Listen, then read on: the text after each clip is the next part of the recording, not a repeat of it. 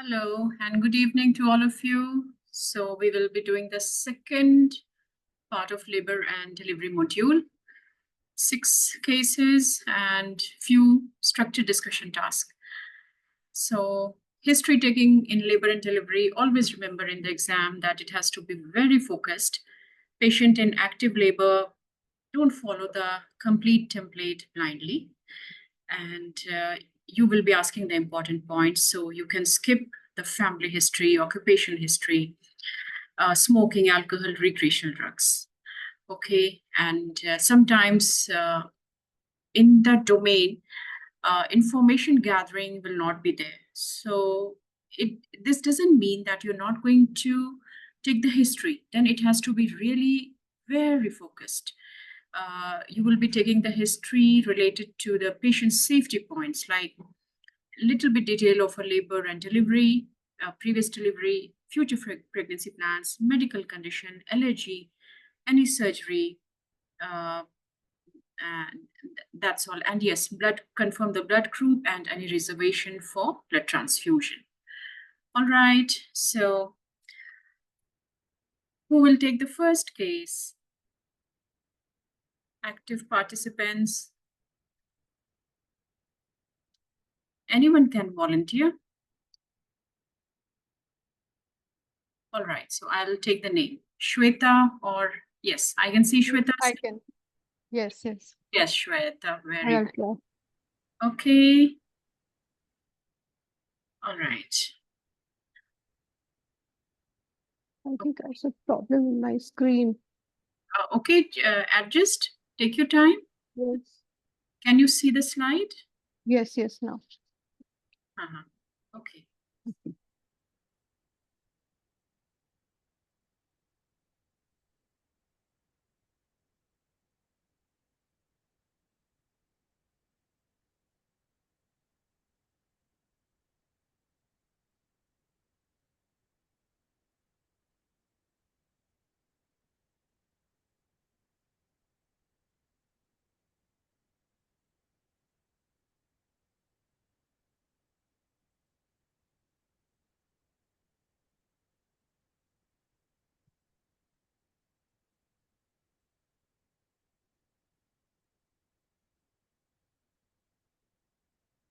Next slide, ma'am. Next one. Next one. Yes.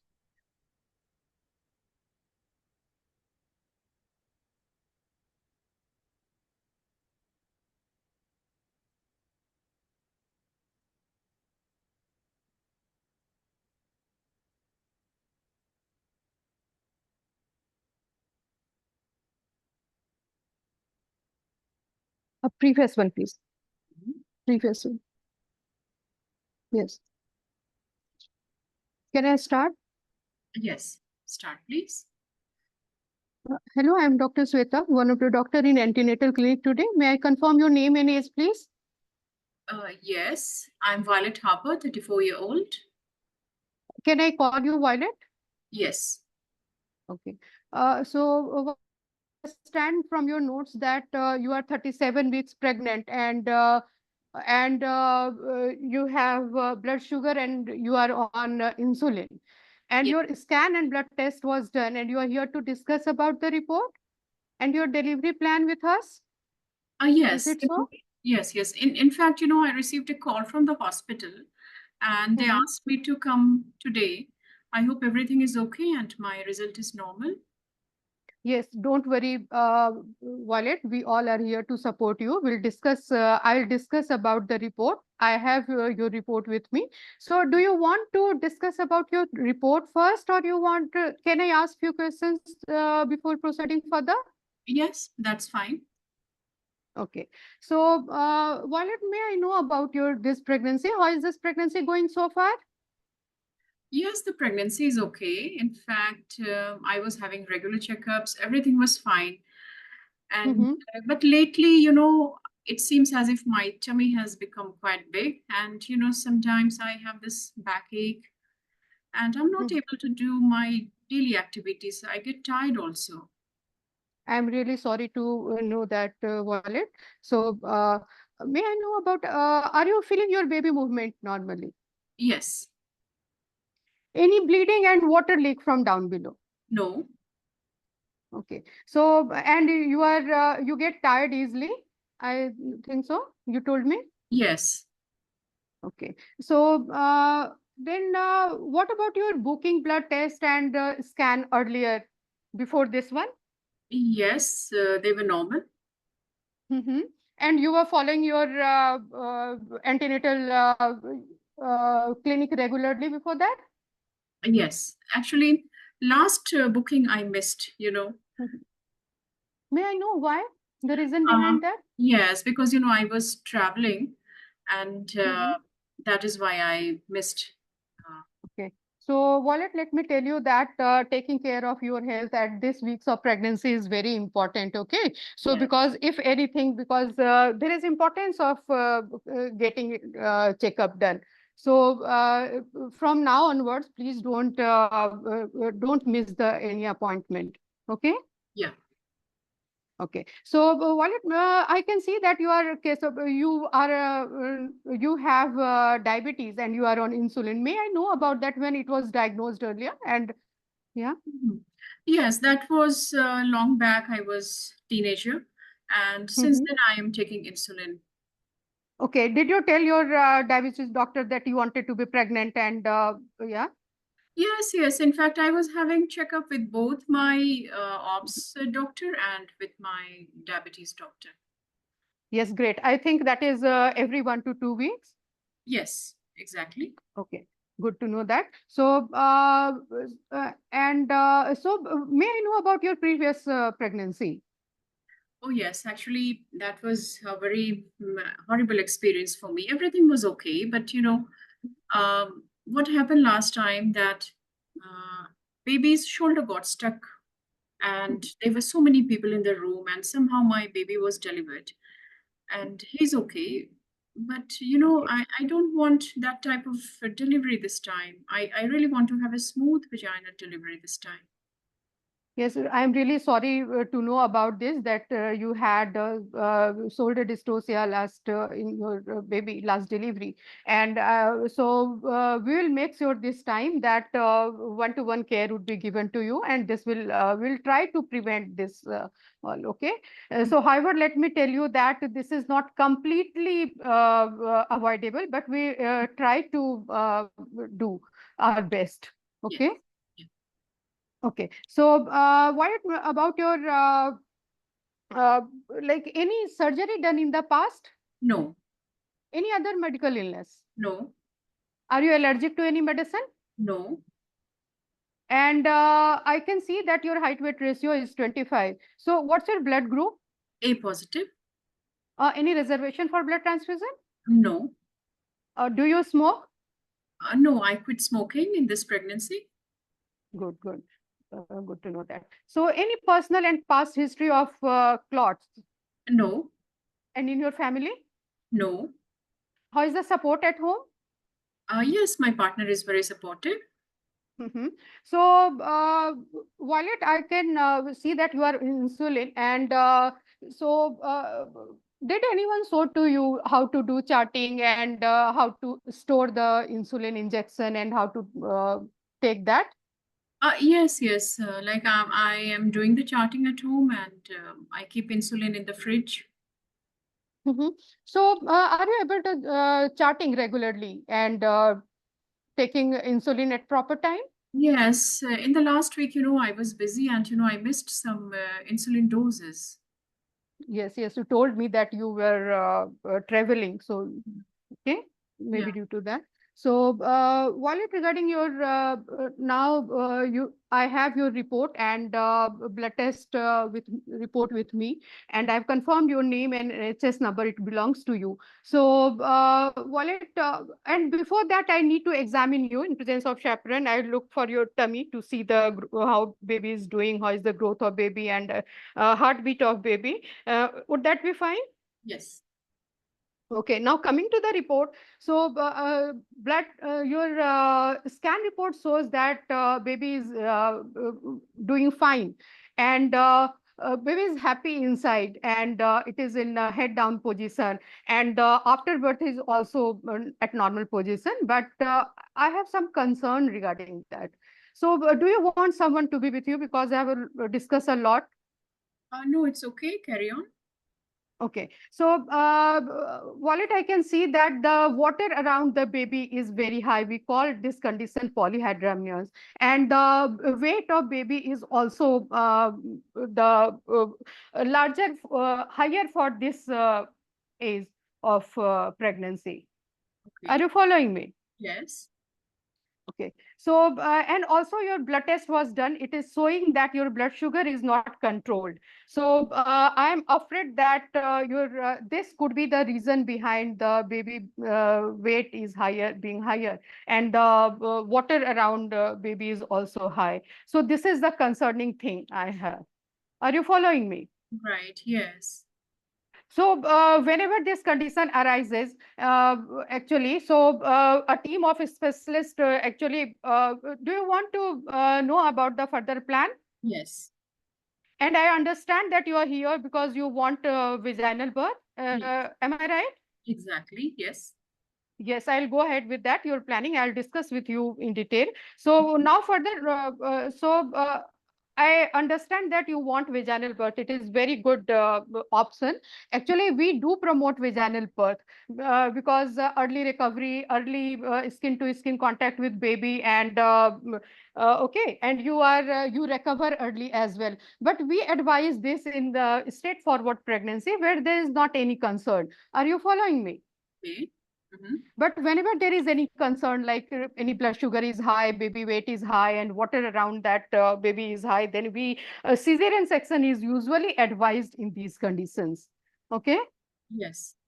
So because this can have effect on baby and mother as well, okay? Because when if vaginal delivery is tried, then in that case there are chances that injury to mother can happen, like trauma down below can happen, excess bleeding can happen, and also if water is high, there are chances that cord can come out. In that case, oxygen supply to baby get damaged, and baby can be oxygen supply to baby can get hampered, and there risk of baby dying during the process of delivery as well.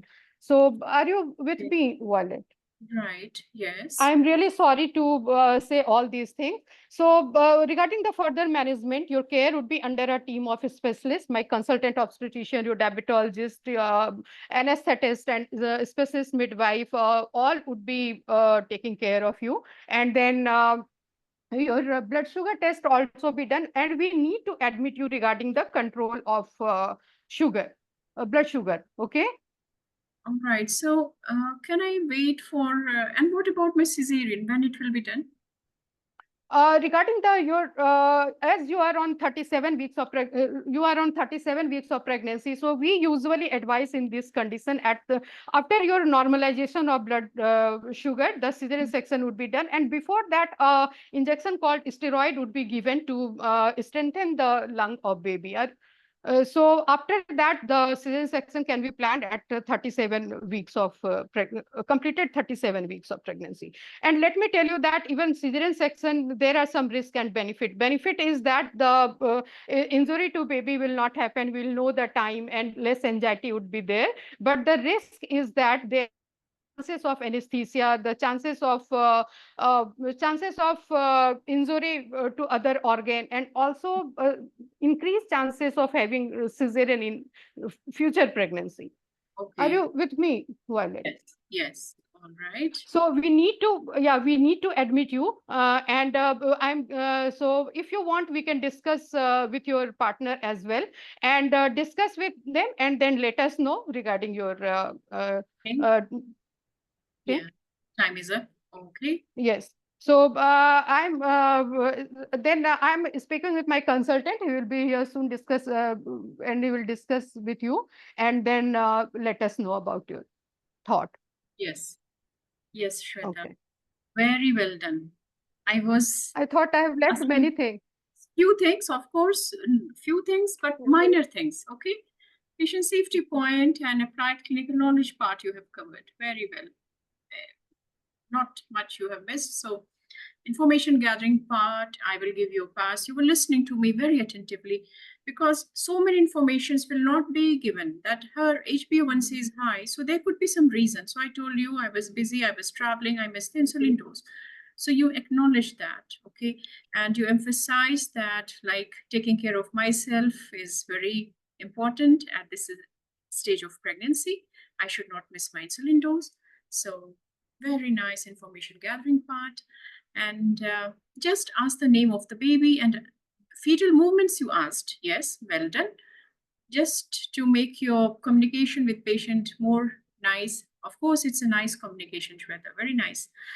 Um, just ask the name of the baby. Have you named your baby? So when you are discussing the scan, you can say baby John is doing fine. He's happy inside the womb. Okay. Communication with patient. Well, I was comfortable with you. And colleague, yes, MDT, you involved everyone, consultant, diabetic doctor, even if diabetic educator is there, a specialist nurse, they have specialist diabetic nurse, specialist midwife, pain doctor, and the baby doctor will also be present at the time of your delivery. All right, so MDT part was okay. Applied clinical knowledge, yes, you will admit me and you will offer me delivery. This will again be decided by the consultant because I'm already 37 weeks, type 1 DM on insulin. Okay, we are going to deliver. Patient safety, admission, and when you're talking about all the risk of any procedure, it will be patient safety. And of course, confirming the name, date of birth, NHS number on the report. So from my side, it's a pass station. You even offered me steroid. So well done. Good. Thank you. Welcome. And polyhydramnios, you told that there can also be the risk of cord coming down. Okay, well done. Yes. Eye and kidney checkup, you can just ask just one liner because she is a diabetic. So even in the pregnancy, just once, like we will Yes, I ask. forgot that one. Yes, Yes. yeah, eye and kidney checkup. So this is your information gathering part. All right. Okay, so you're in the antenatal clinic. Hello, I'm Dr. Shweta, one of the doctors in the antenatal clinic today. May I confirm your name and age, please? How may I address you? Thank you, Violet. Understand that you're here as you are 37 weeks in your pregnancy and you're also having diabetes and you want to discuss about your delivery plans and results. Am I right? Is there any other concern and expectation from today's meeting? So is it okay if I ask you a few questions to know more about your condition and then I will discuss the results and the further management plan? Will that be okay? And I will be giving the written information leaflet about your condition and not writing back to GP because GP letter is not here. Okay, so and during our discussion, please feel free to ask any question at any point. Good, you did not involve the consultant in the very beginning because some candidates have this habit that they will say that I will give you written information leaflet and I will also be involving my consultant in your case. So no, not now. You will be involving your consultant, but not now during the management part. And in simple cases, in the end, when you're closing the station, you will just say, I will be informing my consultant. Fine. Then pregnancy, open questions. Okay, can you tell me more about your pregnancy? How has been your pregnancy so far? What about the tests and scans? Any backache, shortness of breath? So I gave you all the information because I am having polyhydramnios and even my baby is big now. So I'm having backache, maybe some shortness of breath. And because of this big tummy, I'm getting tired easily as well. Have you named your baby? And can you feel John's movements? Can you tell me more about your diabetes? Are you following up with your diabetes doctor? Are you taking insulin regularly in the correct dose? And how are you storing the insulin? May I know the last visit with the diabetes doctor? So I missed my appointment and you acknowledged it and you told me not to miss any appointment. Very good.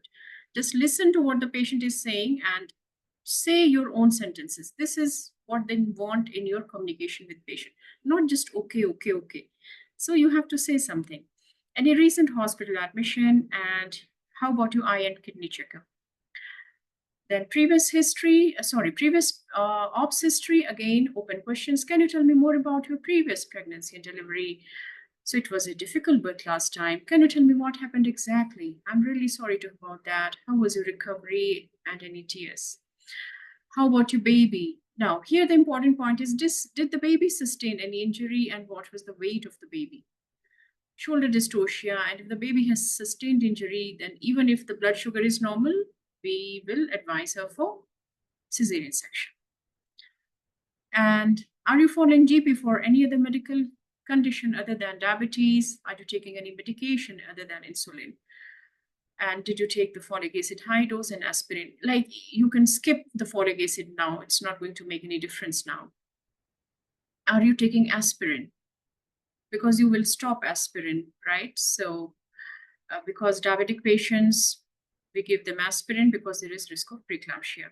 Any allergy to food, drug, or metal? Any surgery on your tummy or down below? May I know, do you smoke or drink alcohol? Okay, stop smoking. So yes, you will appreciate her. And may I know, what do you do for living? Whom do you live with? Is your partner supportive? And have you been feeling low or down lately? May I know your blood group? Any reservations for blood transfusion? Thanks for these informations. Would you like to add anything important? Examination, keep it short because all the ultrasound findings and everything is given there in front of you, so you have to discuss a lot of things. I would like to examine you with your permission and in the presence of chaperone just to assess your general condition and tummy, to get a feel of your tummy and check baby's heartbeat. Will that be okay? Fine. Now, coming to your results, I have confirmed your name, date of birth, and NHS number. Do you have any idea about the result? Ultrasound report is showing that baby John is in head down position. He's happy inside the womb, but I have some concerns. Water around the baby is increased. Baby's weight is also quite high. It is 4.6 kg, and this is on the higher side. It means your baby is quite big for this pregnancy age. Also, blood test was done, and this is showing that the blood sugar is quite high and they're not well controlled. Am I clear so far? Any questions? So regarding your management, is it okay if I discuss the management plan in detail? Okay, so I would like to offer you admission in hospital for the control of blood sugars. And the language has to be avoid saying that I will admit you. I think you did not say I will admit you, so that's good. Or we need to admit you.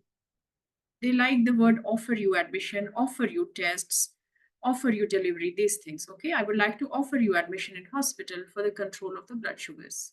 Never say I will or I am going to admit you now. No, we have to offer you admission. It is she who is going to decide whether she will be admitted or not. We may offer you delivery because you're 37 weeks and blood sugars are not controlled, and in such circumstances, delivery is recommended from 37 weeks. Why? Because waiting further can be dangerous for your baby. Baby can even succumb inside the womb. My habit was I used to avoid the word die. I never liked that word die. It's very frightening. So I used to say baby can even succumb inside the womb. The meaning is same, isn't it? But it becomes less frightening. Am I clear so far?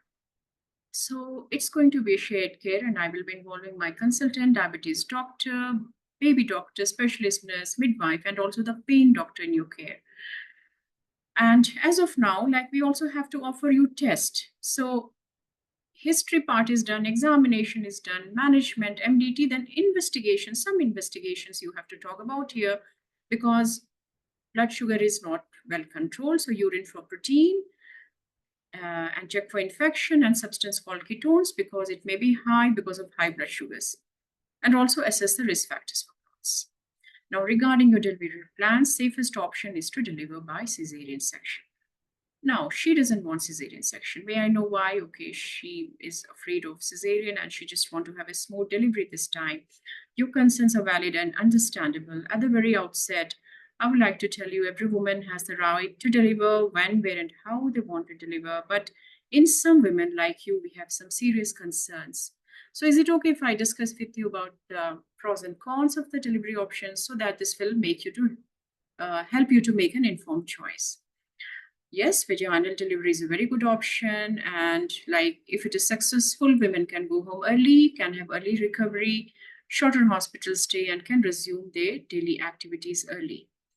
And like you said, baby can also have early skin to skin contact, and they can start breastfeeding early. Okay. But in your case, we have some serious concerns because baby is quite big and you already had history of difficult delivery. So there is risk that baby's shoulder can get stuck again and you may need more intervention. Baby can sustain injuries as well.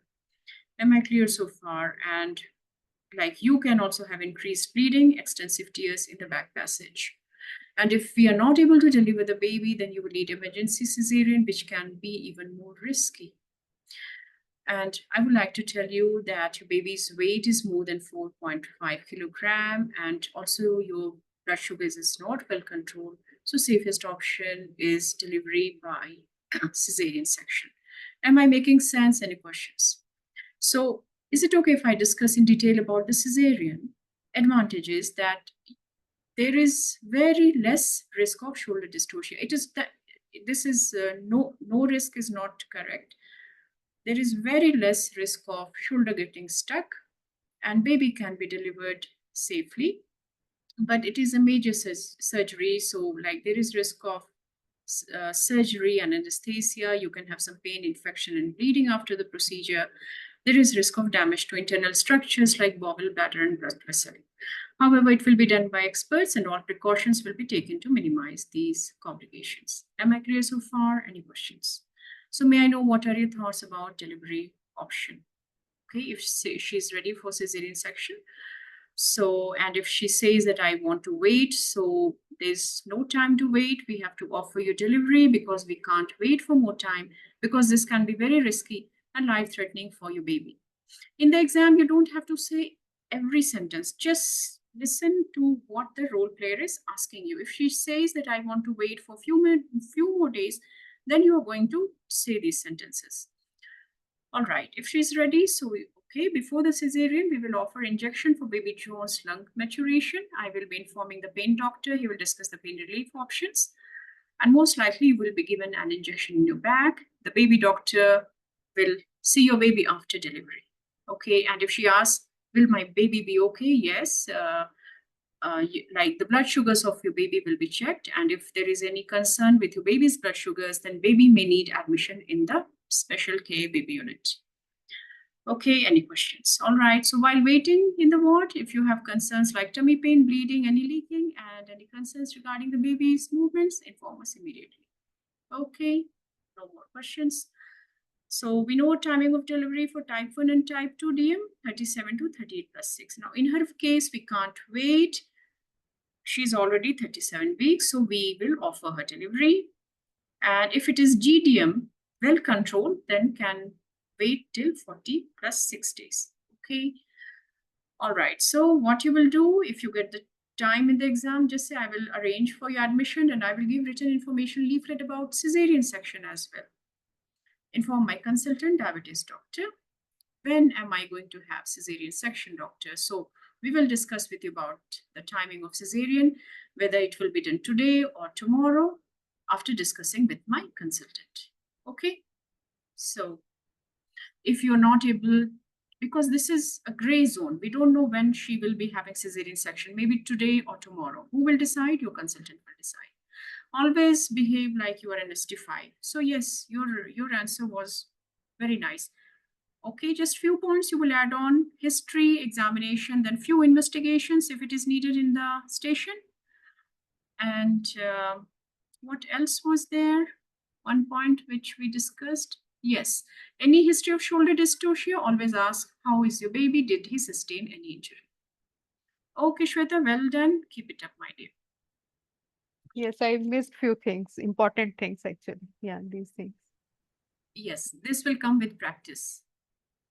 Okay, but overall a pass station, my dear. It's not that you missed something very, very major. All right. Next, after Shweta, who is there? Ma'am, Anita here. Can I do? Yes, Anita. Yes, yes. Come, please. Yeah. Okay, take you 2 minutes. Yeah, sure.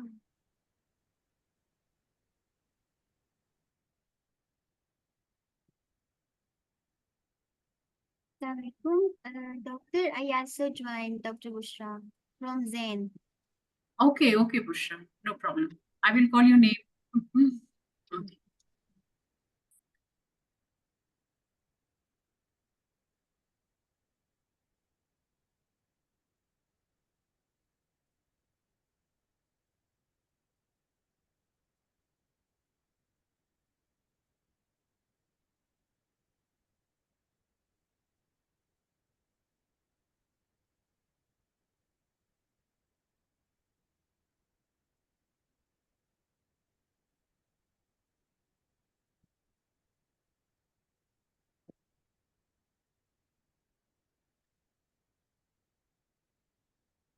Ma'am, can I start? Any more slides, ma'am? Second Yes, slide? just one minute.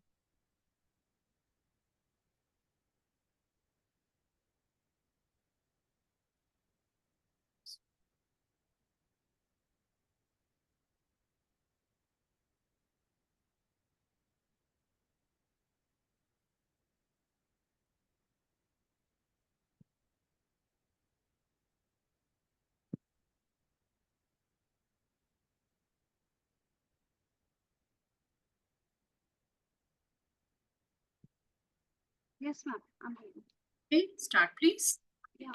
Ma'am, for first slide, please, ma'am. Hello, I'm Dr. Anita, one of the doctor covering the AMU today. May I confirm your name and age? I'm Ariana Phillips, 36-year-old. Okay. So how may I call you? Call me Ariana. So Ariana, actually the midwife has asked me to see you as she have certain concerns. But prior to that, I can see, how are you doing today? Well, I'm feeling very, very unwell, doctor. I'm feeling as if I'm having fever, and there is tummy pain. Okay. Do you need any painkillers and medicines for fever? I can ask my midwife and I'll check on the allergies also. Okay, yes. Okay.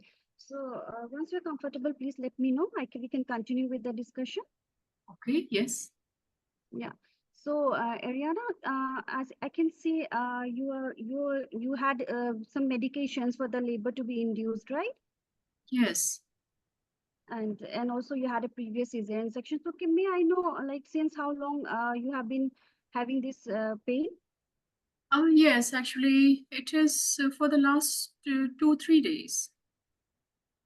Okay. And also, what about your this pregnancy? How has it has been during the antenatal period? All good? All the scans and investigations were fine? No, doctor, not at all. This in this pregnancy, uh, Mm.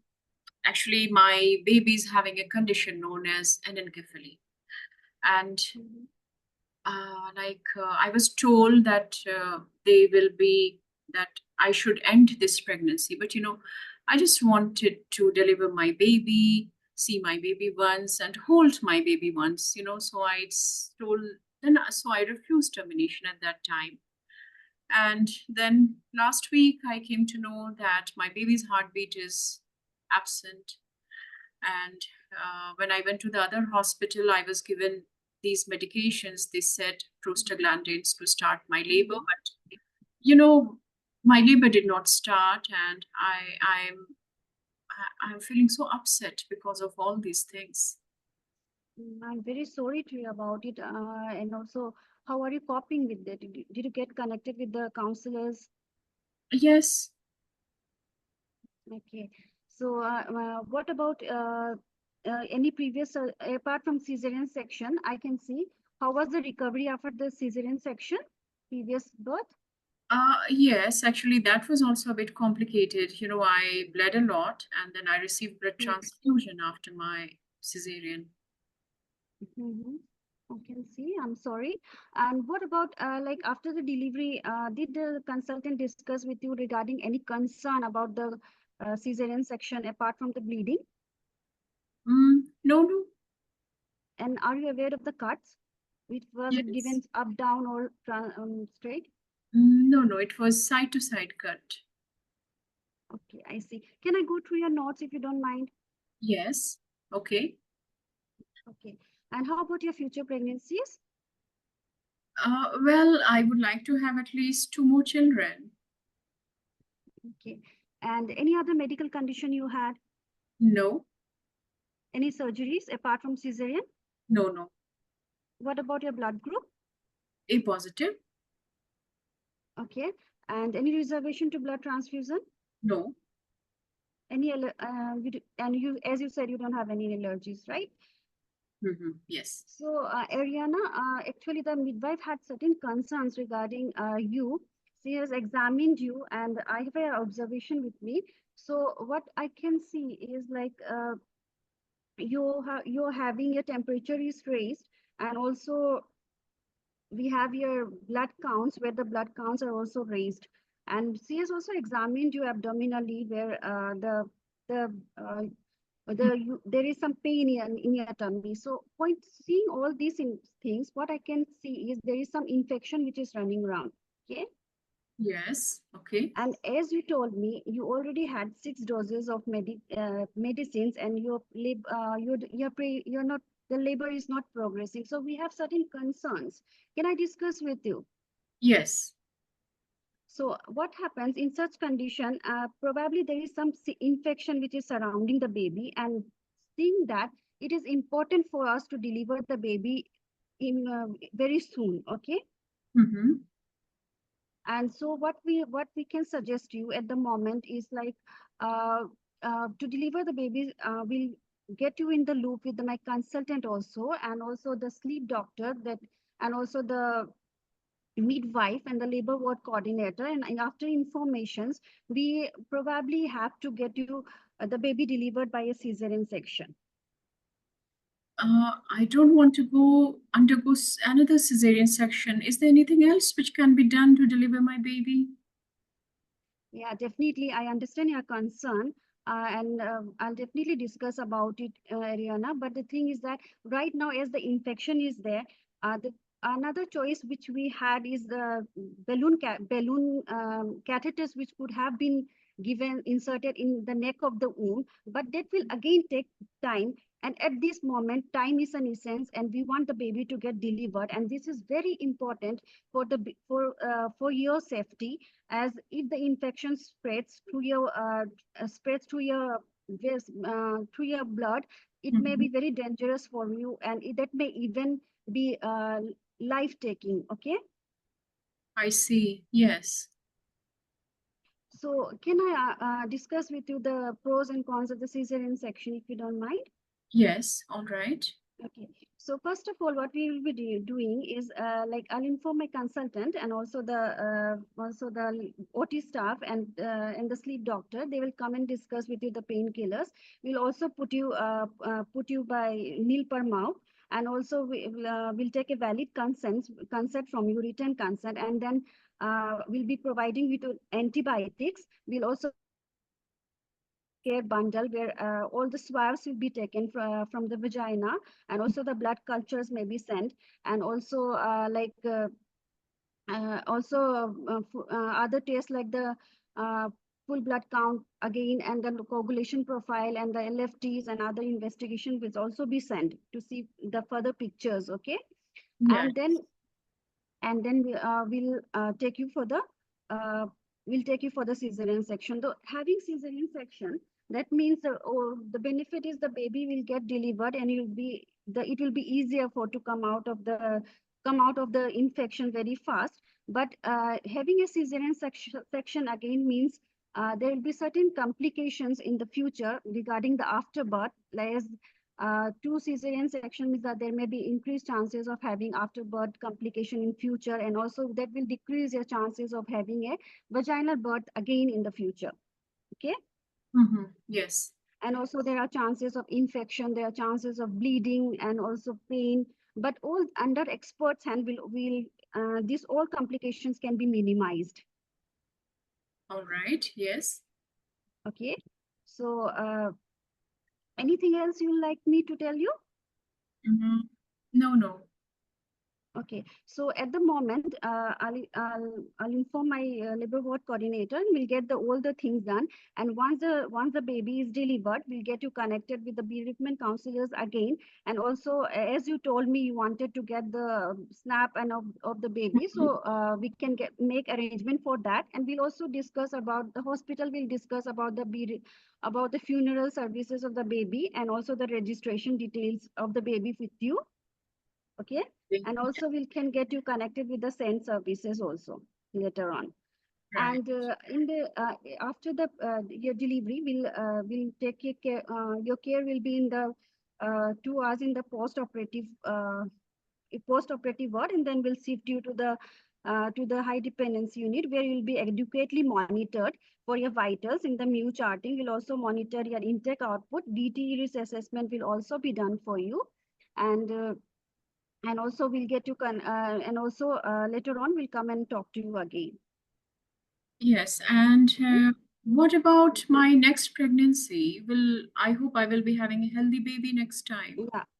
So what we'll get, seeing as you told me about your baby, so for the future pregnancy, we'll again be starting you on as very soon early on the high dose of 5 milligram folic acid, okay? And there are some support services for the anencephaly baby, like which we call is anencephaly.uk, where we'll get you connected about, and they can help you to come out of all this, okay? Yes. Okay. Anything else? No, so what is the chance of in my next pregnancy? What is the chance my So, baby will have this condition? the chances of recurrence around is 1 to 2%, and that is one in out of 100, one or two babies again maybe have this recurrence, and we can get you connected with the genetic counselors for that if you wish. Okay, yes, thank you. I Okay, wanted thank you to so hear much. genetic counselor. I'll So also provide. Yeah, yes. sorry. No, I wanted to hear the word genetic counselor. So you did say that just before the bell rang. So MDT part is complete. Two by two. It was a very difficult scenario when it came in the exam for the first time. Some said role player was very angry and people were not able to extract the complete information from her. Because it was very incomplete scenario. What was written is that she has a lot of concerns regarding her condition. We don't know the concerns. We know we will be asking, so can you tell me more about your pregnancy? How has been your pregnancy so far? And then she suddenly came up that my baby is anencephalic and it is IUFT and this and that. Okay, so, and yes, my dear, incident reporting has to be written in her case. Because Ma'am, I had one confusion here. Like yes, in anencephaly baby also, because she's aware of her condition, do we need to offer her all those like services with the bereavement and incident reporting and you all those? see, bereavement counseling, you asked in the beginning that whether I'm in touch with the counselors or with the bereavement counselors, because even if the baby is anencephaly, they have, like, you have to be very empathetic with this patient. She told you, I wanted to hold my baby and all. So it means that for any mother, for any female having a baby, even if the baby is deformed, like that affection will always be there. Second thing, she was admitted in another hospital, and now she is coming up here, and most likely she's going into sepsis. We don't know, endometritis. So because of the treatment given in the hospital, which was not the correct treatment, how can we give 6 doses of prostaglandin to a woman who had previous cesarean section? So that is why we will be writing an incident report. We will get your notes from the other hospital, and we will look into the matter that what happened exactly, right? Because this is Okay. the information which the patient is giving, but the document has to be there. So this will all come in your information gathering part and also the patient safety part. Incident reporting is like patient safety part, because now we want to make sure that this type of incidents does not happen in the future. So we have to connect with that hospital also. That is the thing. Okay. All right. So yes, few things for your feedback, my dear. Information gathering part was okay. Operation notes, some notes you didn't know. I think you said about the cesarean section notes, And also, like prostaglandin, I said that it was given in other hospitals. So we would like to get the information from the other hospital as well, that what happened exactly. So that will be your complete information gathering part. Communication with patient. I was feeling comfortable talking to you. You were not rushing, and that is very important in these scenarios. There will be a lay examiner sitting in these scenarios, looking at you. How are you communicating with the patient? Colleague, yes, MDT part was absolutely fine. And applied clinical knowledge, yes, you will be offering the delivery as soon as possible. Otherwise, there is risk of infection spreading. Patient safety, one more risk of cesarean section is that in her case, she received scar with rupture. Second thing, risk of endometritis. So we have to look inside, and we'll deliver the baby. And if there is serious infection, then we may have to remove the womb as well. You have to give this information to the patient because of the risk of endometritis. And yes, investigations part, my dear, don't use the medical jargons, full blood count, coagulation profile, LFT, no. We will offer you some blood tests to assess your blood level to see if there is any infection, how your blood is clotting, and how your liver and kidney are working. All right, Muse charting, she will not understand. We will keep you under close observation. Muse charting is for structured discussion task, okay? Good. One important point, you still had few minutes, few seconds, so you can talk about the breast milk suppression as well. After the, just one line for the breast milk suppression. Any IOFT breast milk suppression. All right. Okay. So you are in the emergency department. Hello, I'm Dr. Anita, one of the doctors in the emergency department today. May I confirm your name and age, please? How may I address you? Thank you, Ariana. I've been asked by the midwife to come and see you because you have some concerns regarding your condition. May I know how are you feeling now? Can you tell me in your own words about your condition and your concern? So if she is saying, I'm feeling feverish and I have pain, so have you received any medication for fever and pain? Is it okay if I ask the nurse to give you some medication like paracetamol just to confirm any allergy? Can I continue our discussion? So in order to plan your further care, I would like to ask you a few questions. We need to examine you and arrange some tests and then discuss the management plan. Will that be okay? So can you tell me more about your condition? Since how long are you having fever? And how severe is the tummy pain? Any bleeding, abnormal vaginal discharge, any leg pain or chest pain, any rash, just to rule out any viral infections? How about your waterworks and the bowel opening? I can see you are 30 weeks pregnant. So can you tell me more about this pregnancy? She will tell about the anencephalic baby and everything. So yes, you have to be empathetic. I'm sorry to hear about this. It must have been a very difficult news for you. How are you coping? Did you receive bereavement counseling? Do you have enough support at home? And where you explained about the outcome of an anencephalic baby. So she knew everything, but she refused the termination of pregnancy at that time. Can you tell me more about your previous pregnancy and delivery? How is your baby doing and how was recovery after cesarean? Again, you have to be empathetic. She had a lot of complications last time. I'm sorry to hear about that. I can see that you have really gone through a lot. Do you know the type of cut during your cesarean? Is it okay if I go through the operation notes? Are you following GP for any medical condition? And are you on any medication? Did you take folic acid in this pregnancy? Allergy you have already asked, so no need to repeat. And may I know the type of tablets you received? Okay, and how many doses? And she will say, I still did not go into labor. I'm feeling very unwell. I'm really sorry. And we as a team are here to help you and support you. Is it okay if I ask a few more questions? Any surgery other than cesarean section? And any family history of anencephalic baby? May I know what do you do for a living? And how about you? What about your partner? Do you have enough support at home? Smoking and alcohol, you can skip. No need here if the patient is in severe pain and all. Have you been feeling lower down lately?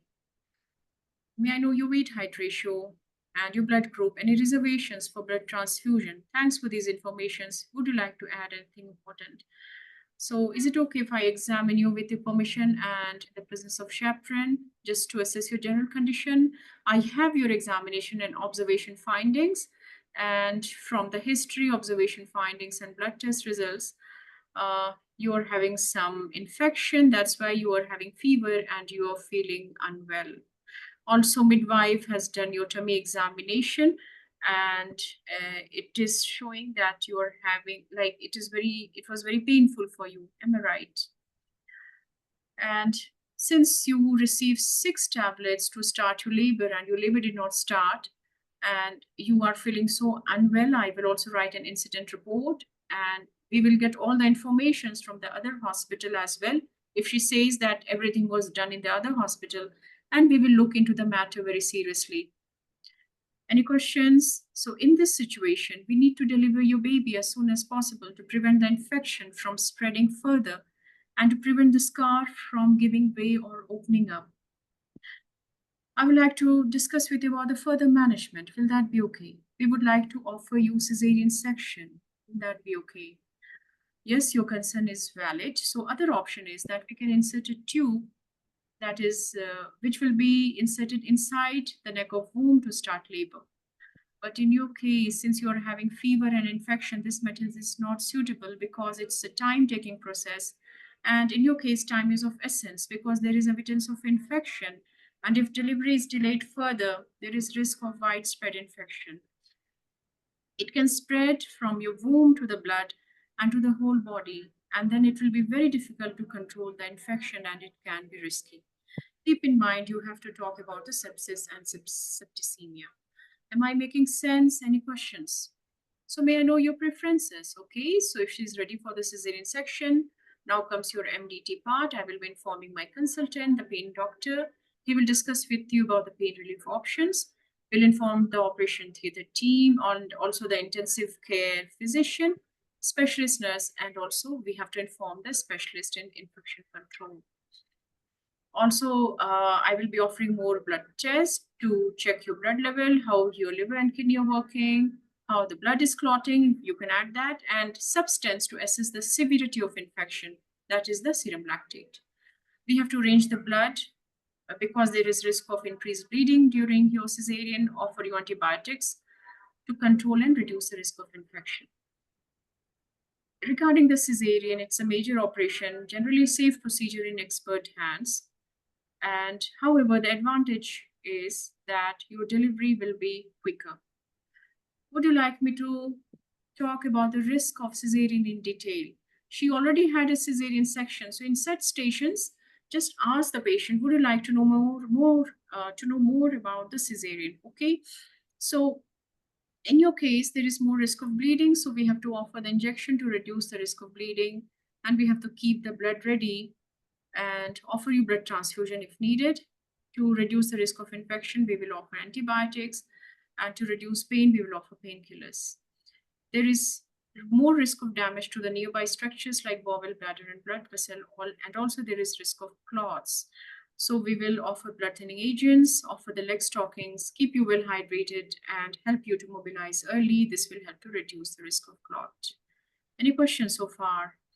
And one important concern is that if there is excessive bleeding or if there is any evidence of infection in the womb, then we may need to remove the womb to save your life. I'm sorry to inform you about this. After the delivery, we will offer you admission in IC intensive care unit, keep you under close observation. You will be having a drip in your arm and tube in your water pipe to help you empty the bladder. Regarding your baby will be registered in stillbirth register. Burial will be done according to your wishes. And if you want to hold your baby after the birth, then your wishes will be taken into consideration. You can also keep the memoirs like photographs or mementos of your baby if you wish. And for milk suppression, we will offer you some warm compress. You will wear tight and well-fitted undergarments and offer you medication. And also, we will advise you to use effective contraception to avoid any unplanned pregnancy in future. Any questions? put her in touch with the counselors and give the support group numbers, like you said about the SANS. Very good. Now she has concerns about the next pregnancy. So yes, when you plan your next pregnancy, take high dose of folic acid, 5 milligram, and you will take it 1 month before pregnancy, continue it up to 3 months at least. There is chance that you can have another anencephalic baby, and the risk is about 2 in 100. So we will also arrange appointment with the genetic counselors to discuss the risk of having anencephalic baby again. Any questions?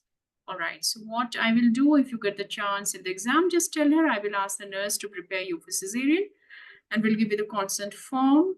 You can sign it, don't eat or drink anything. Pain doctor will come and see you and inform my consultant. Okay, thank you. All right, you all are doing very good. Very nice presentations. The only thing is that you people need little brush up. That's all. Okay. Next, Bushra is there. Okay, I'll change the slide for you. All right.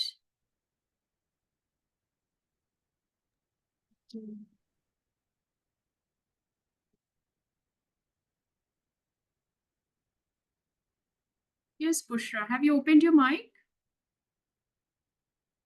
Yes, yes. All right. Okay. Take you 2 minutes.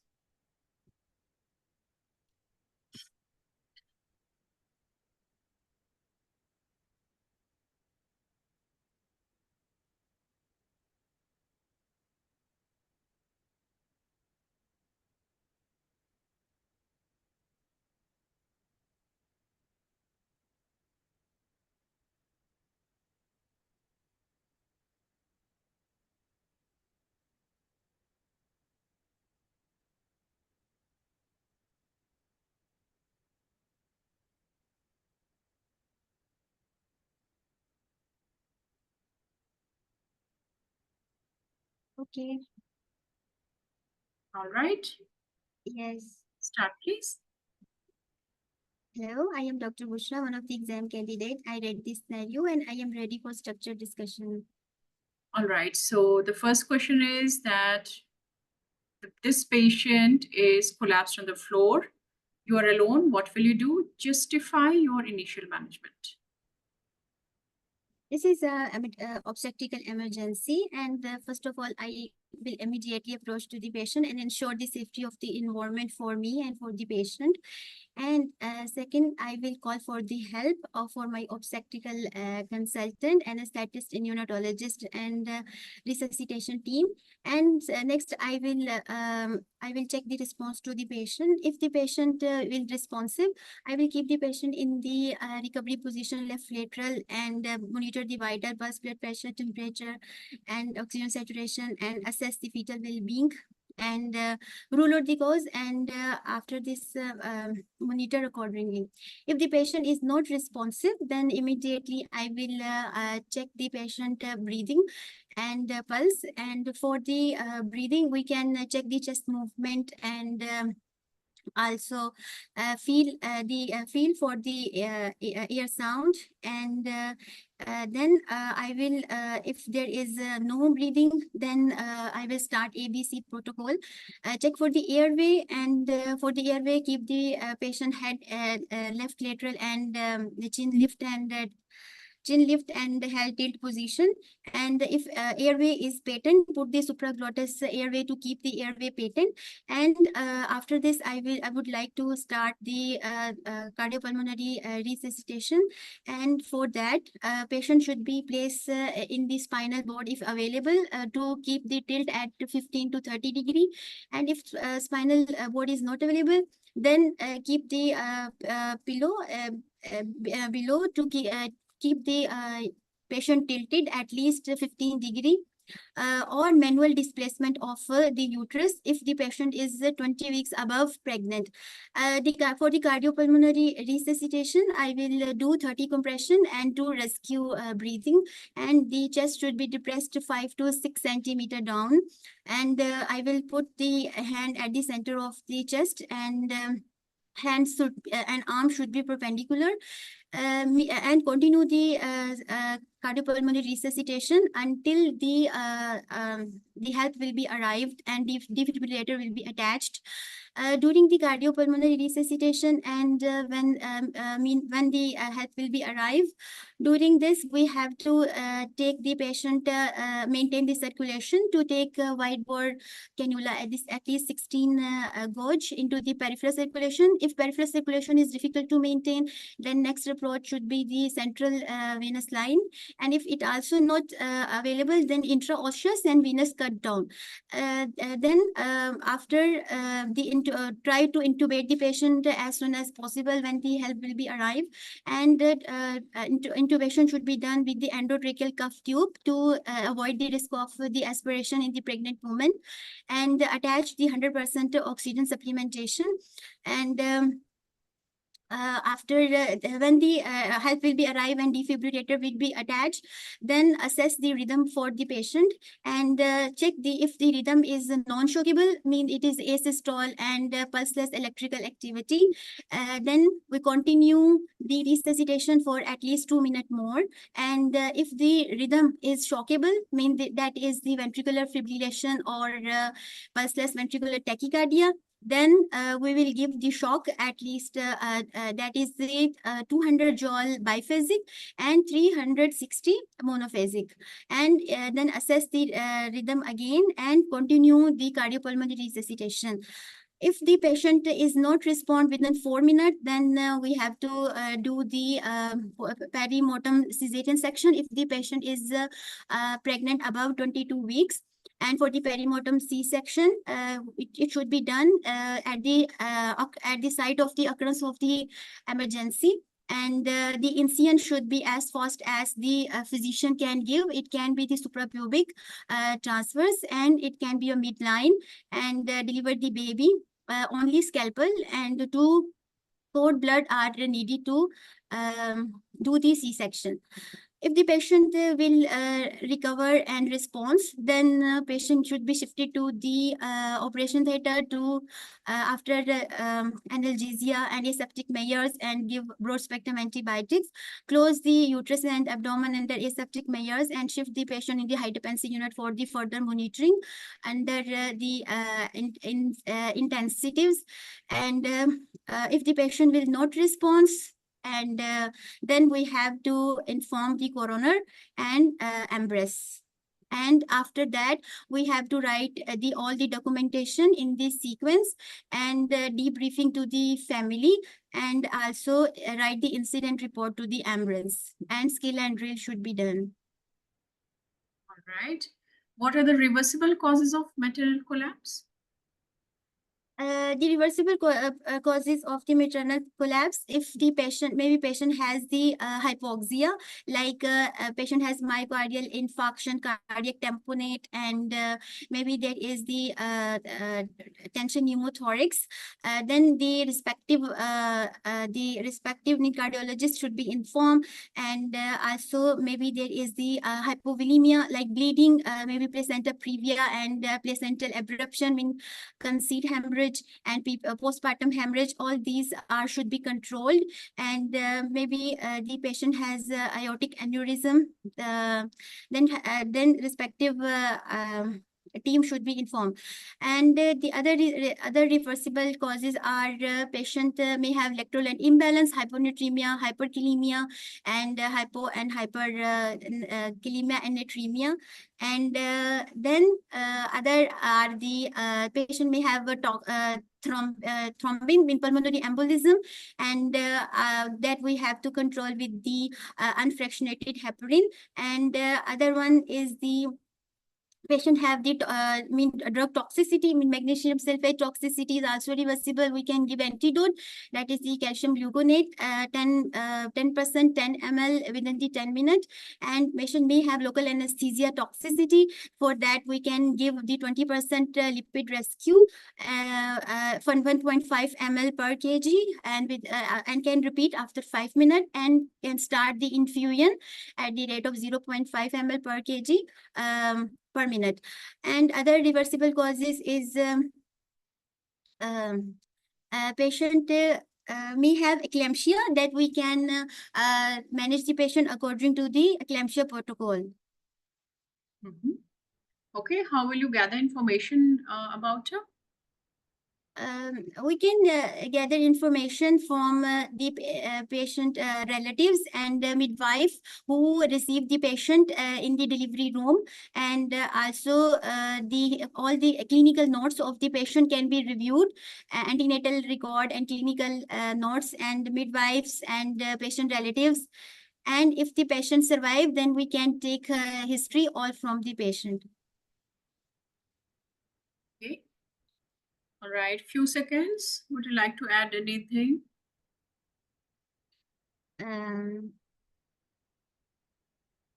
Yes, in the reversible causes, if sometime rarely this can happen, the patient has hypothermia, then we can control this hypothermia also. Mhm. And thank you. Okay, thank you. Okay, well done. Few points. I'm trying to listen to all of you with full concentration. So I think good points first. All right, so like the way you spoke was absolutely fine. All right, patient safety part was calling for help. You have to make sure that you and your patient, both of you, are in a safe environment. Applied clinical knowledge part was absolutely fine. It was stepwise management. You even told about all the causes of maternal collapse. Information gathering part was how will you gather the information about her. And also when you are seeing the patient for the first time, you always tap on the shoulder and see and say like, how are you, shake the patient. Okay, so communication with colleagues, few points which I would like to say. When you were talking about intubation, you said I will intubate, I will give 100% oxygen, insert the IV line. How will you do everything, my dear? An anesthetist will intubate. Involve your nurse. Okay? Call for Yes. help. And whom are you going to call? Everyone, the consultant. I mean, I will just discuss that, otherwise I will forget. Call for help will be the obstetric resuscitation team, consultant obstetrician, consultant anesthetist, senior midwife, and scribe. Scribe is the one who will note down all the events. He's a very important person. When did the help arrive? What everyone has done? How much time has been taken? Okay, 4 minutes, 5 minutes, everything he or she will note down. Neonatologist if the baby is born alive. So take the name. If it is written consultant, say consultant obstetrician, not just anyone. Okay, consultant anesthetist. This will complete your communication with colleague. And this is patient safety. NEMDT is patient safety as well. All right. Okay, so if you will not say all those names, then communication with colleague will compromise. Otherwise, well done. Keep it up. Okay, so you are the ST5, all right. So structured discussion task, you are not going to say, doctor, yes, I'm Bushra and I'm ready for the discussion. So this lady is 39 weeks pregnant. She has collapsed on the labor room floor. I will walk to her immediately and make sure that the environment is safe for both patient and myself. Shake her to see if she's responsive or not. Isn't it? We say, are you okay? Are you okay? We shake the shoulders to see if she is responsive or not. If she's not responsive, pull the emergency buzzer and say and shout loudly that there is a maternal collapse in the room. This is also your communication and patient safety. You're calling for help. Call for help. Why? Because I cannot manage the patient alone. I will call for obstetric resuscitation team, consultant obstetrician, consultant anesthetist, senior midwife, and scribe, neonatologist if the baby is born alive. Don't forget this scribe, very important person. Immediately open the airway to check for obstruction by head tilt and chin lift. Assess for breathing for 10 seconds and circulation. Look, listen, and feel. That is, look for the chest movements, listen for the breath sounds, feel for the air. Until help arrives, I will start resuscitation immediately. If spinal board is available, put her in the left lateral tilt or 15 to 30 degree. If it is not available, then I will kneel myself on her side with my knees under her thorax, and I'll try to manually displace the uterus to the left side to avoid any iodocaval compression. Now, What you will do, you will start the CPR immediately. If not breathing, start chest compression immediately until pulse is confirmed. What is the ratio? 30:2. We know it is 30 chest compression and 2 ventilation breaths for 5 cycles. So total duration 2 minutes. How are you going to do the chest compression? So if this is the examiner's question, you will demonstrate to him or her. I will use my hands, place one above the other. Then I will press over the center of the chest with my palm in a perpendicular direction, taking the angle of tilt into account. Depress 5 to 6 centimeter in the center of chest. So he can ask you what will be the depth of this depression. So 5 to 6 centimeters. Chest compression at the rate of 100 beats per minute, ratio 30:2. Continue CPR till help arrives. Now, what will you do once the help arrives? Whatever you are doing, justify it and involve your whole team. So when the help and team arrives, I will ask the anesthetist to immediately intubate the patient because of increased risk of regurgitation and aspiration. Give 100% oxygen at a high flow rate. Insert 2 wide-bore cannulae of 16 gauge. Ask the midwife to inform the neonatal team.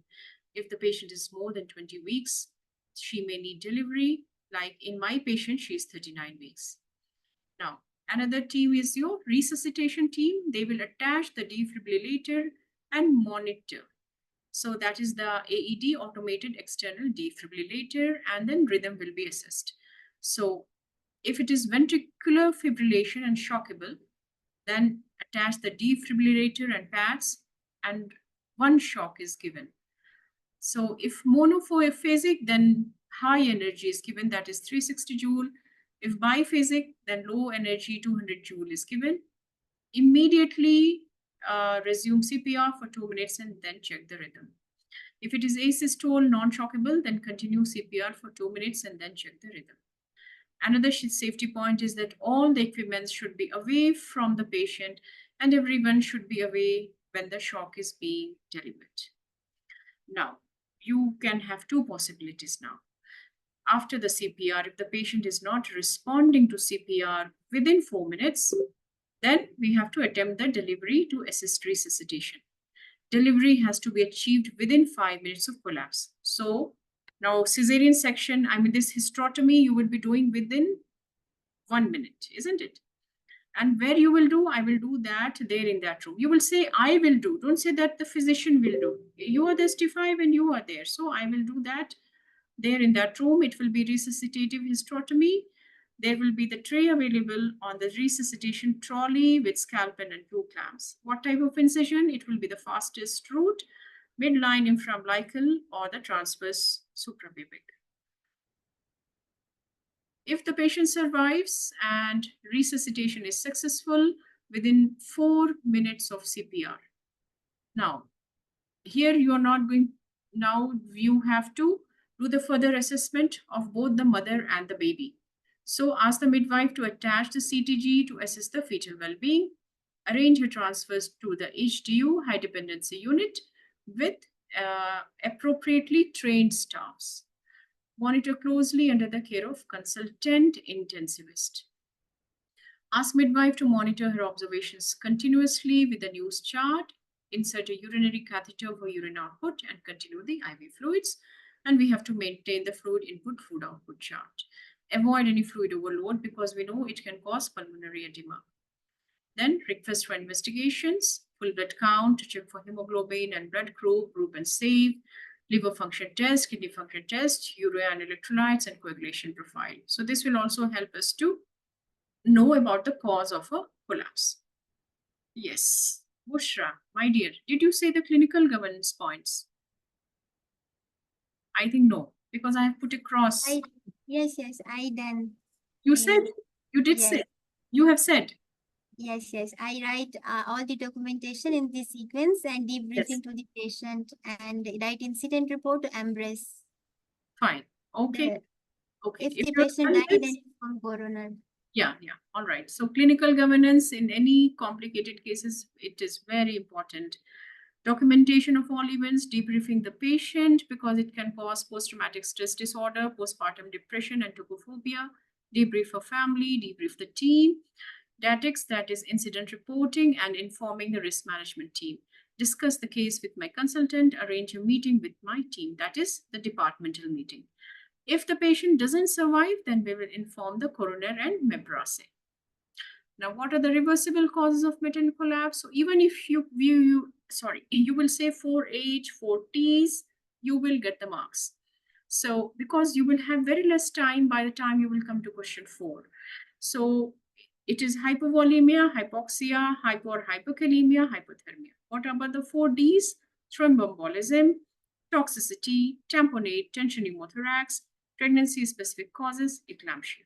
You can elaborate if the examiner says, so can you tell me some examples of these causes? Yes. Hypovolemia, it can occur because of bleeding, septic shock, neurogenic shock. Hypoxia, peripartum cardiomyopathy, myocardial infarction, aortic dissection. And hypo or hypokalemia, electrolyte imbalance. There can be hyponatremia also. Hypothermia is less common in the pregnancy. Thromboembolism, pulmonary embolism, and air embolism, amniotic fluid embolism, toxicity because of the local anesthetic magnesium sulfate. And if they ask the antidote, then yes, you should remember it will be intralipid. And for magnesium sulfate, 10 ml of 10% calcium gluconate. Tamponade, cardiac tamponade, tension pneumothorax, we have discussed. How will you gather the information about this patient? So I would like to check her notes, both antenatal and labor notes, and partograms. So it is the labor care guide now. We'll ask her relatives if the patient had any medical problems before, any heart condition, lung condition. Ask the midwife who saw her in the labor room about the reason of admission. And regarding the examination, it will be done with the patient's permission and in the presence of chaperone. If she is responding, then I will take her consent and we'll do the head-to-toe examination, assess her observations, and abdominal examination and vaginal examination as well. Then for further information, I would like to do the relevant investigations, which I have already mentioned, and ultrasound scan, the bedside scan of her abdomen and pelvis to see how the baby is doing. So this is how I will manage the patient. All right. One confusion is always there. Pregnancy specific cause is always eclampsia, no preeclampsia. Okay. So you have said eclampsia. So just keep it eclampsia, whatever is there in the guideline. Please don't add preeclampsia from your own side. All right. Fine. So there is a flow chart in the Green Top guideline. Everything is from there, and it's a very nice flow chart. It starts from calling from help till your possibilities if the patient survive and what happens if the patient dies. So just go through that chart. My answer is from the Green Top guideline only.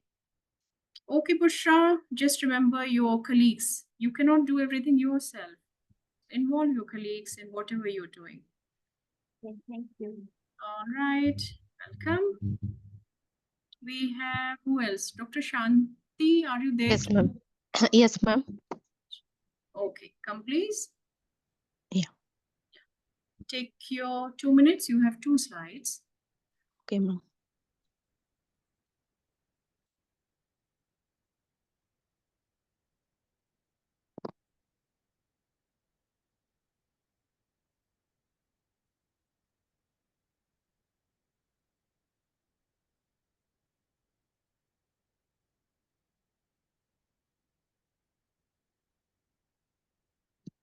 Next slide, ma'am.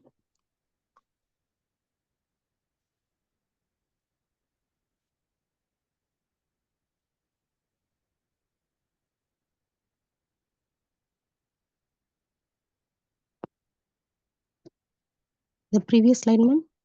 Yes.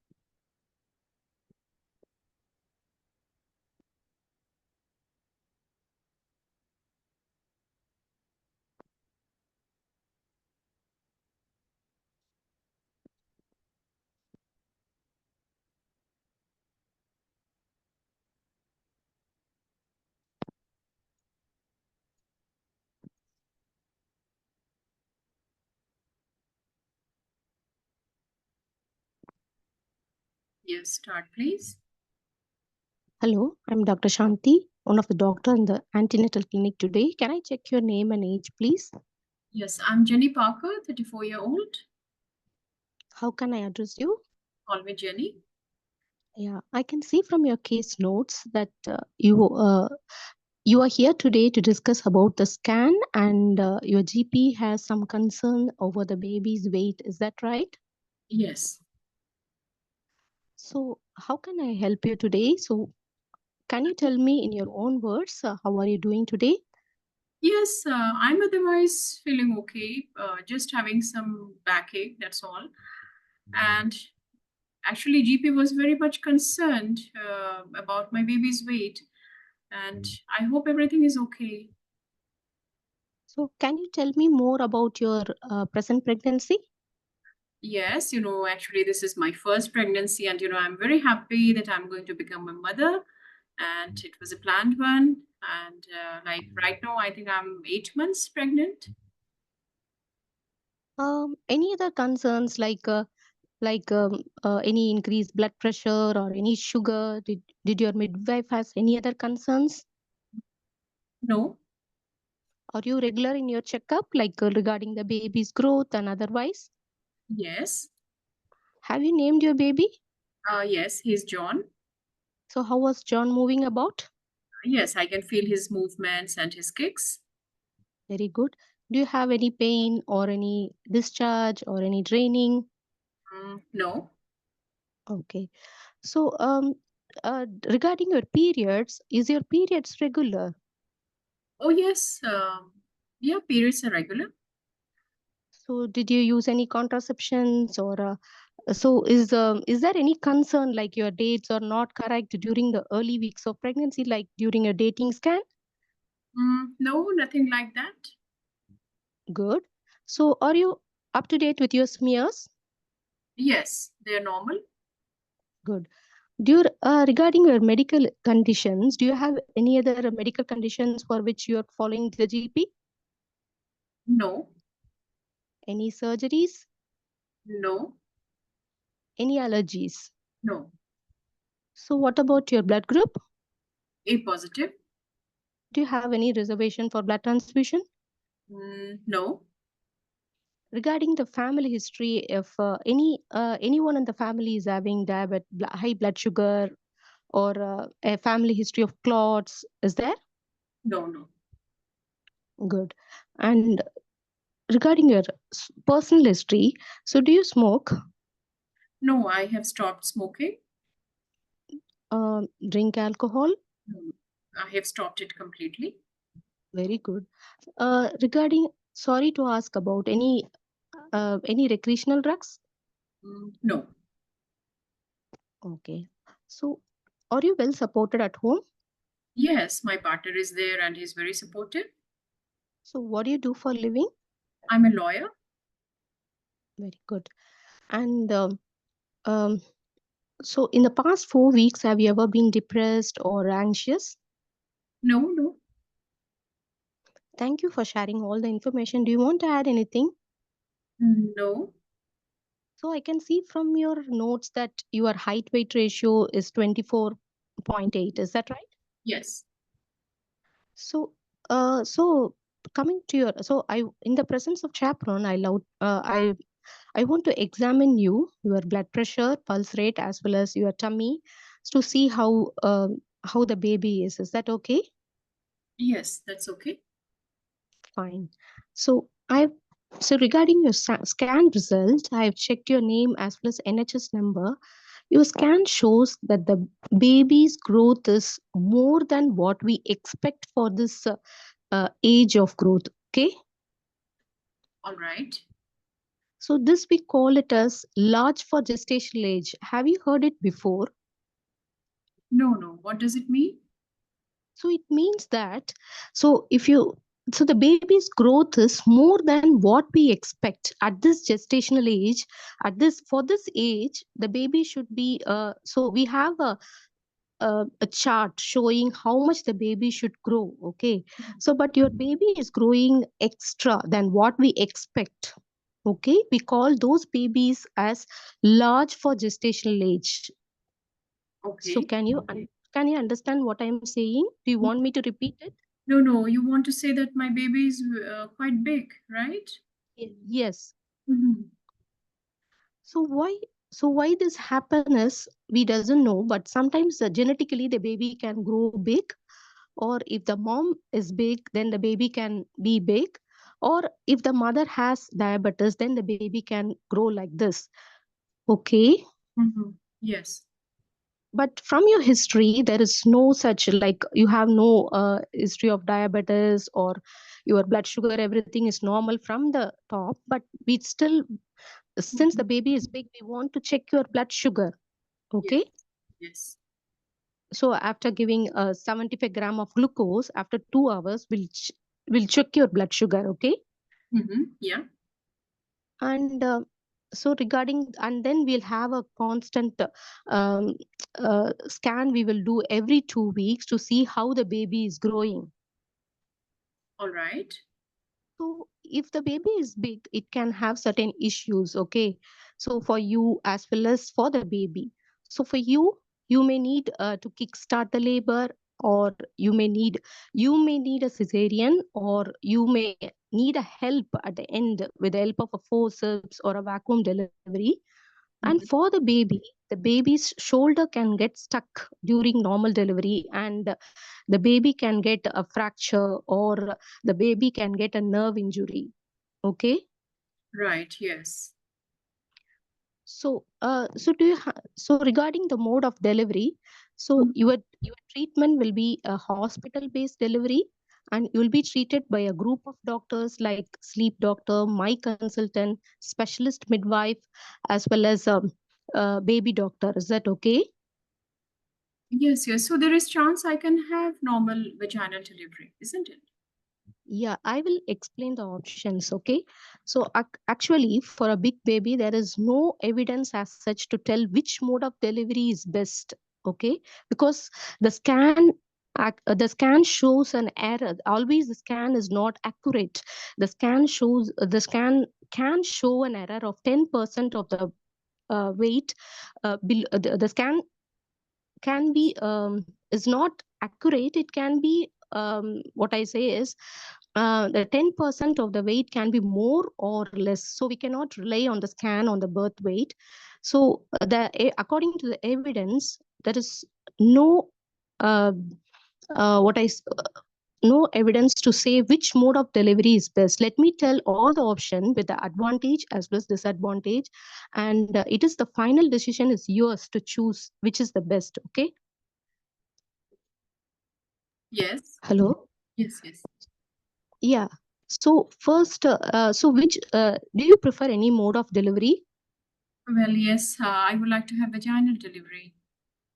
So if you are opting for a vaginal delivery, then the advantages are definitely your recovery will be soon, and there will be no risk. Your recovery will be very soon, and you can get on to the day-to-day activities soon. But on the contrary, there can be, so during the vaginal delivery can be prolonged.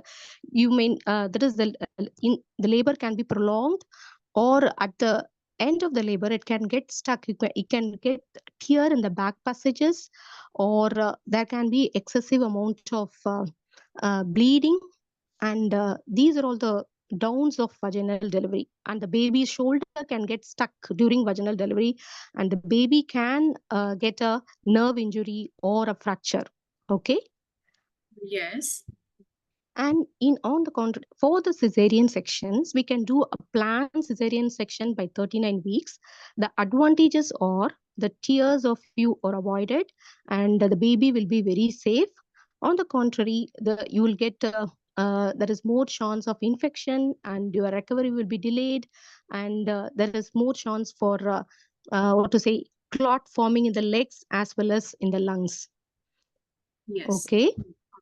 The another option is we can do an kickstart of labor at 40 weeks in order to prevent the that is in order to prevent the pregnancy being prolonged.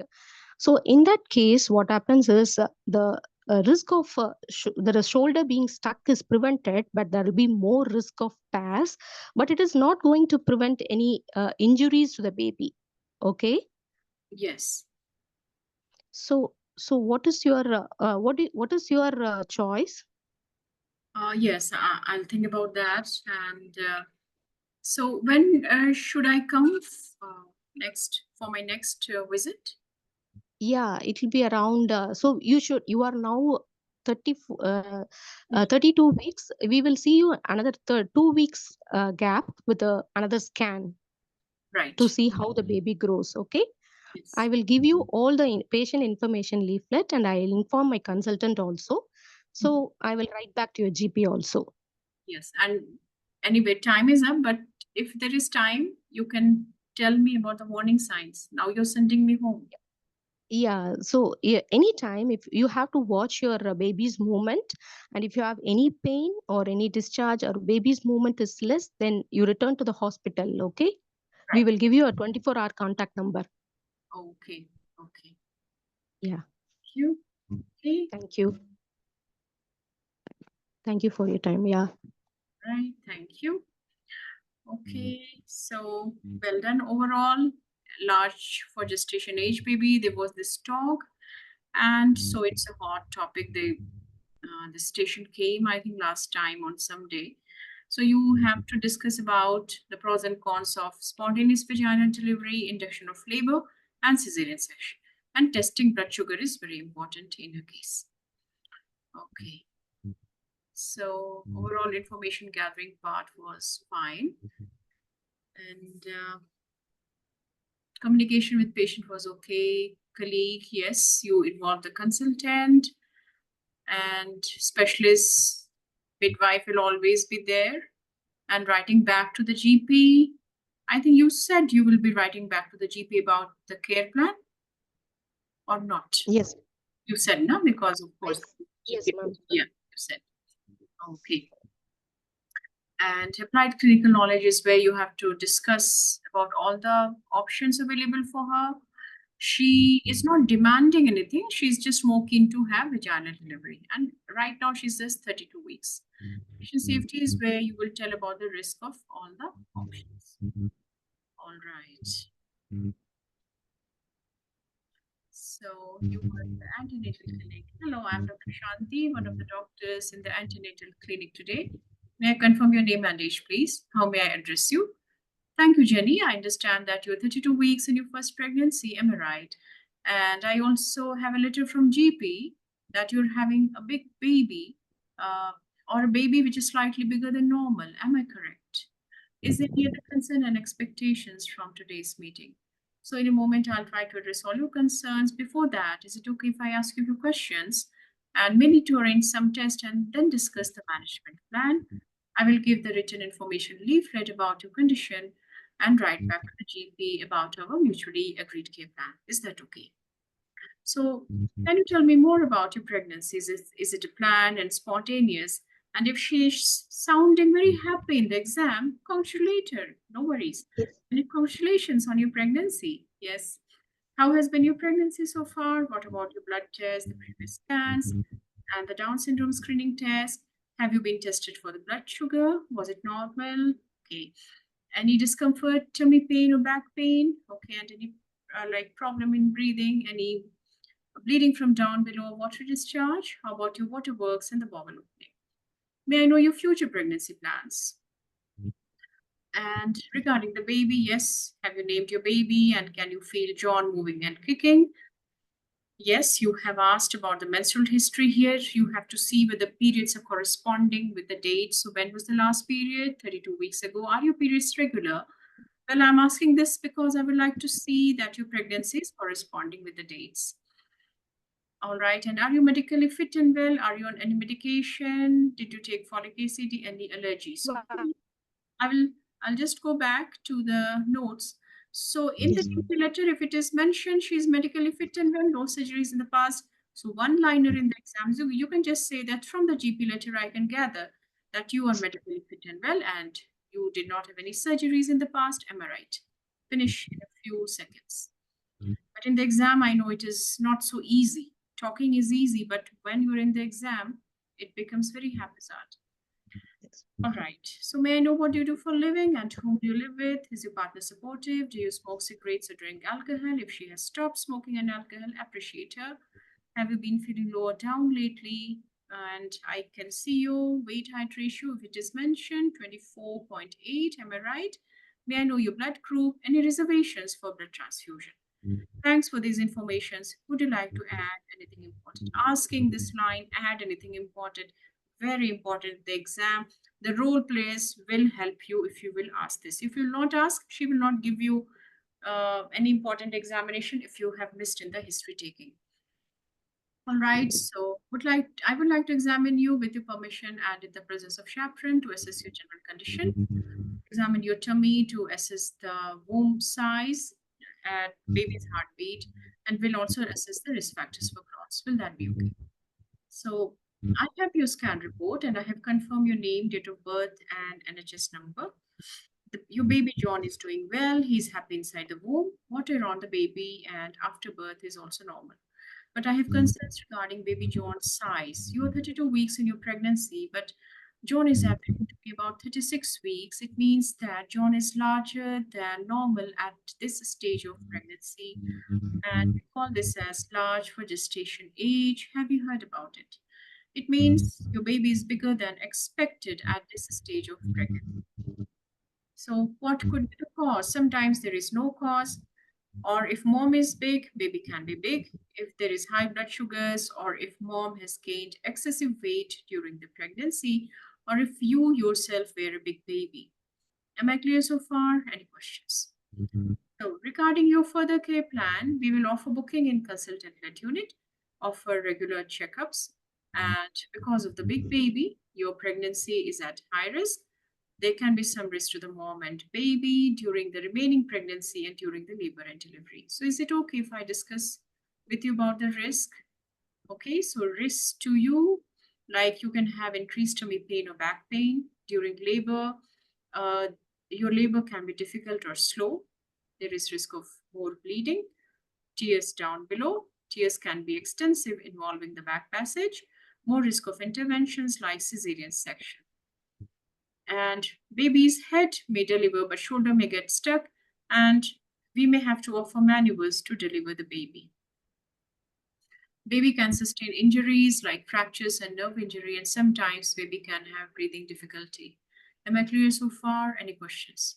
So regarding your delivery plans, this will depend upon the weight of the baby, and accordingly, we will offer vaginal delivery or cesarean section. So if the baby's weight is less than 5 kilogram and blood sugars are normal, we will offer vaginal delivery. Baby's weight is more than 5 kilogram, then you will be offered planned cesarean. And if the weight is going to be more than 4 kilogram, you don't have labor pains by 40 to 41 week, then we will offer you medications to start your labor, that is induction of labor, which will be more painful, and you may need more pain relief. If that fails, we will offer you cesarean section. If she says, I don't want cesarean, so yes, the same lines you will say, may I know why? I respect your wishes, and every woman has the right to choose when, where, and how they deliver. And if everything goes on well, then you can opt for vaginal delivery, and we will be supporting you in your decision. However, sometimes during vaginal birth, emergency can arise.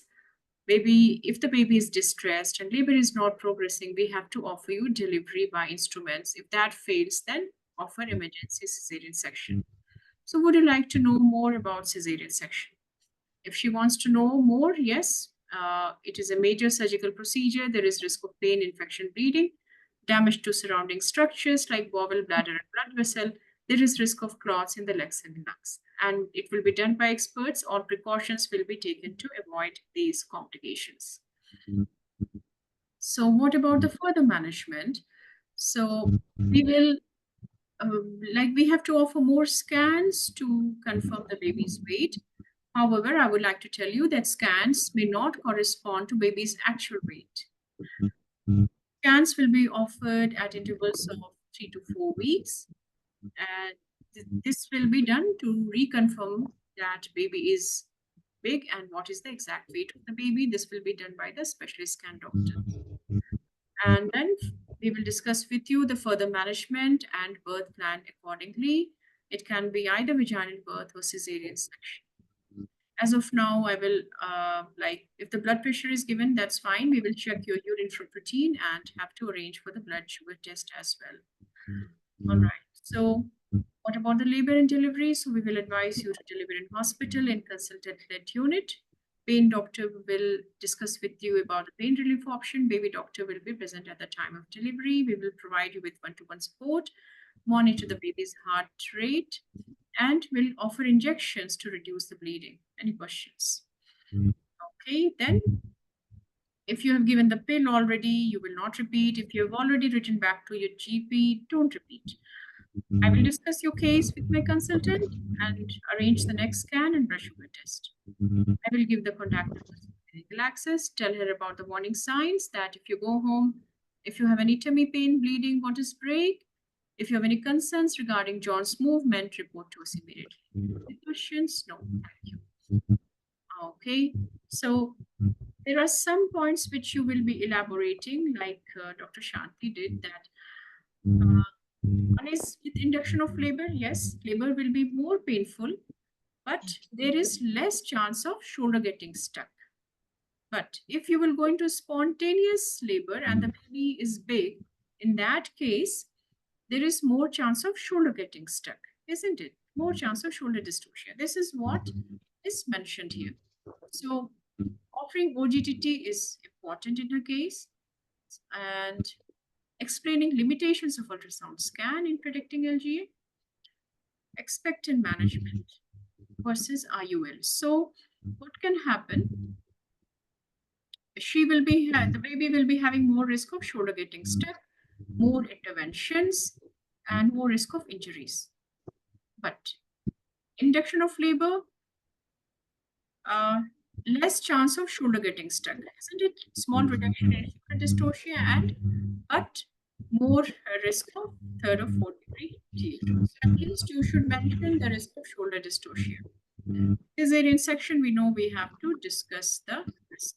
With cesarean, less risk of shoulder getting stuck. The risk is not completely eliminated, and there is also risk of injury to, like, nerve injury to the baby. It can happen when we are delivering the baby. Shoulder dystocia risk is reduced a lot, but not completely eliminated. Okay, so you have to discuss the pros and cons of all the options one by one. Okay, well done otherwise. Good. Okay. I have something in the chat box. I will open the chat box later on. Okay, in the end, then we all can have some discussions. Just remind me to open the chat box before ending the session so that we can have discussions. All right, my dear, who is remaining? I think Dr. Maria, and we have Dr. Vidya Lakshmi. Did she join today? I don't know. Yes, you have joined. Good. So, Dr. Vidya, can you come first? Maybe you are, if you're in India, it must be very late, I think.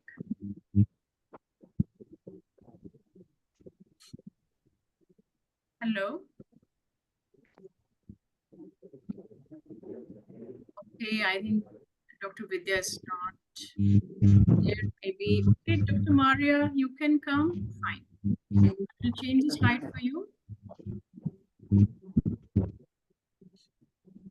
Yes. Okay, this is just from the talk. This is for the patient actually. The brain means whenever we are discussing any option, then the patient should be aware of the benefits, the risks, alternatives, what is her gut feeling, what is the safe for her. She will be having some feeling, gut feeling, right? And what if nothing is done? If the patient says, if I do nothing, then what can happen? So this is just from the talk, that's all. All right, Dr. Maria, your station. Okay. Take your 2 minutes. You have 2 slides.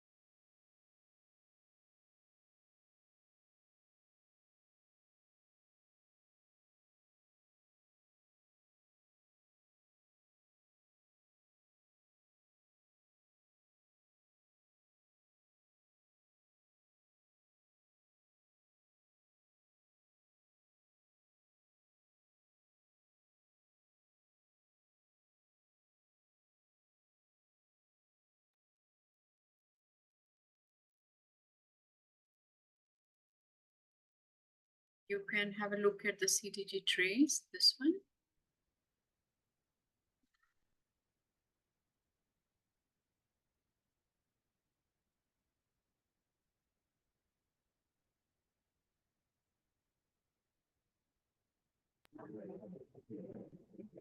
Okay, I'm ready for this. All right, start please.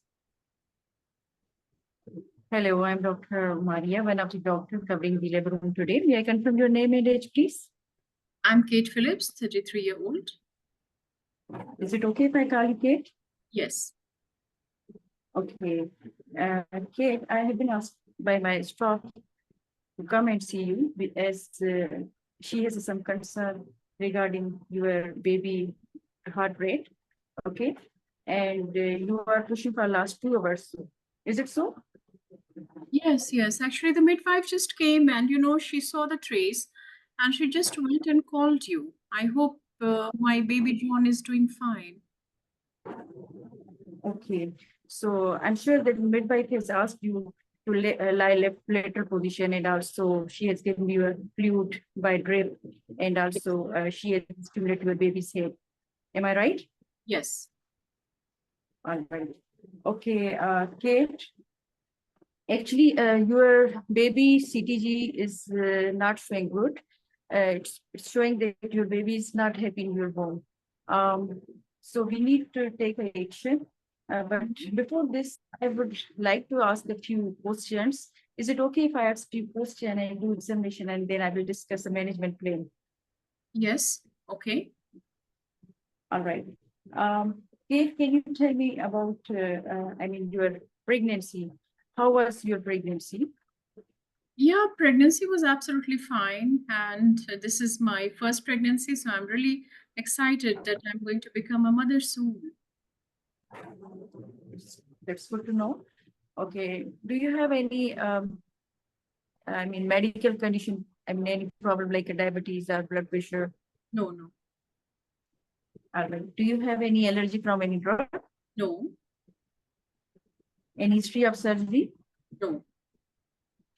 Do you know about your blood group? A positive?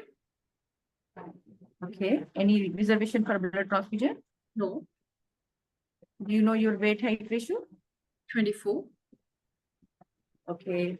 Okay, thank you for information. Would you like to add anything else? No. Okay. Kate, coming to your CTG, as I told you that your CTG is showing that your baby is not happy in your womb. So at that situation, we have to make a decision, okay? And I have confirmed your CTG by your name and date of birth and NHS number that the CTG to you. And you can see in the CTG, there are the dips, okay? And these dips are showing that baby's heartbeat is falling and baby's having deficiency of the oxygen, all right? So whenever such situation happens, then we have to expedite the delivery, all right? So as you are pushing for last 2 hours and despite this, you haven't delivered the baby and you are now exhausted. So we have to go for some other options. Would you like to know more about other options? Yes. Yes, there are the instrumental delivery in which there's the option for the forceps delivery and vacuum delivery. Okay, so I would like to tell you about that pros and cons of the forceps delivery as well as vacuum delivery. Okay, so in forceps delivery, actually these are the spoon shaped. Okay, we apply at the head of the baby and we expedite the delivery. We deliver through this. Okay. But problem is this, that there are the risks that mother can have the tears, vaginal tears, and there may be extensive tears involving the back passage, okay? And there's also risk of the bleeding, infection, okay?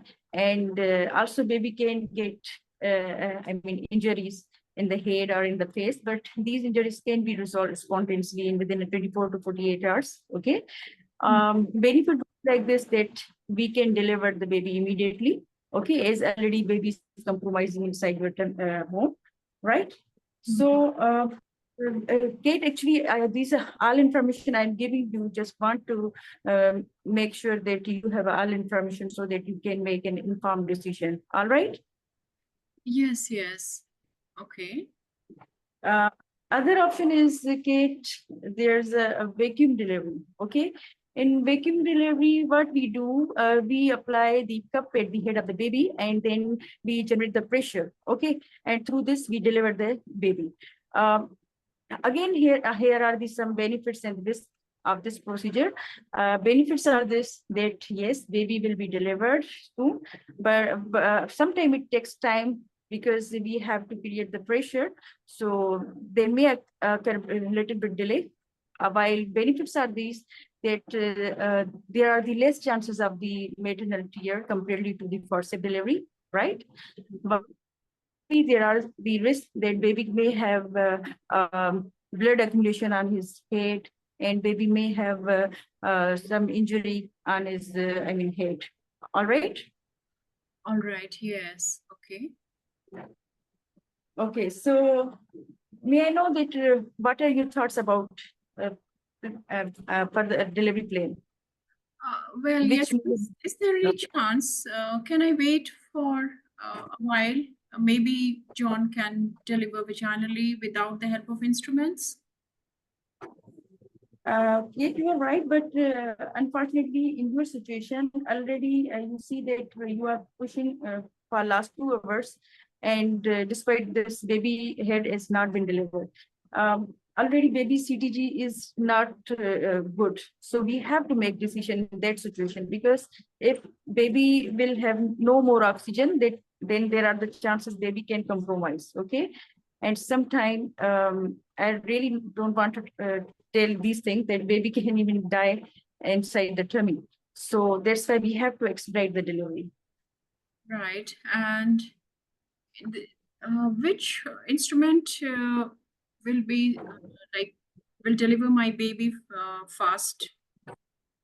I think we should go for faster delivery. It is going to expedite the delivery fast. Okay. Yes, So yes. fast option Friday.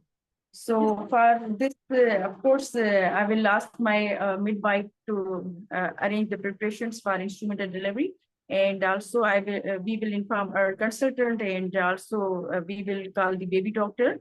And also we will give you some, injections which will reduce your pain. And once baby will deliver, we will actively manage your labor so that we reduce the risk of the bleeding. Okay. And once we will deliver the baby, then we will assess your general conditions, and I will ask my staff to check your observations. And also baby will be checked by the baby doctor. Okay, are you with me? Okay. Yes.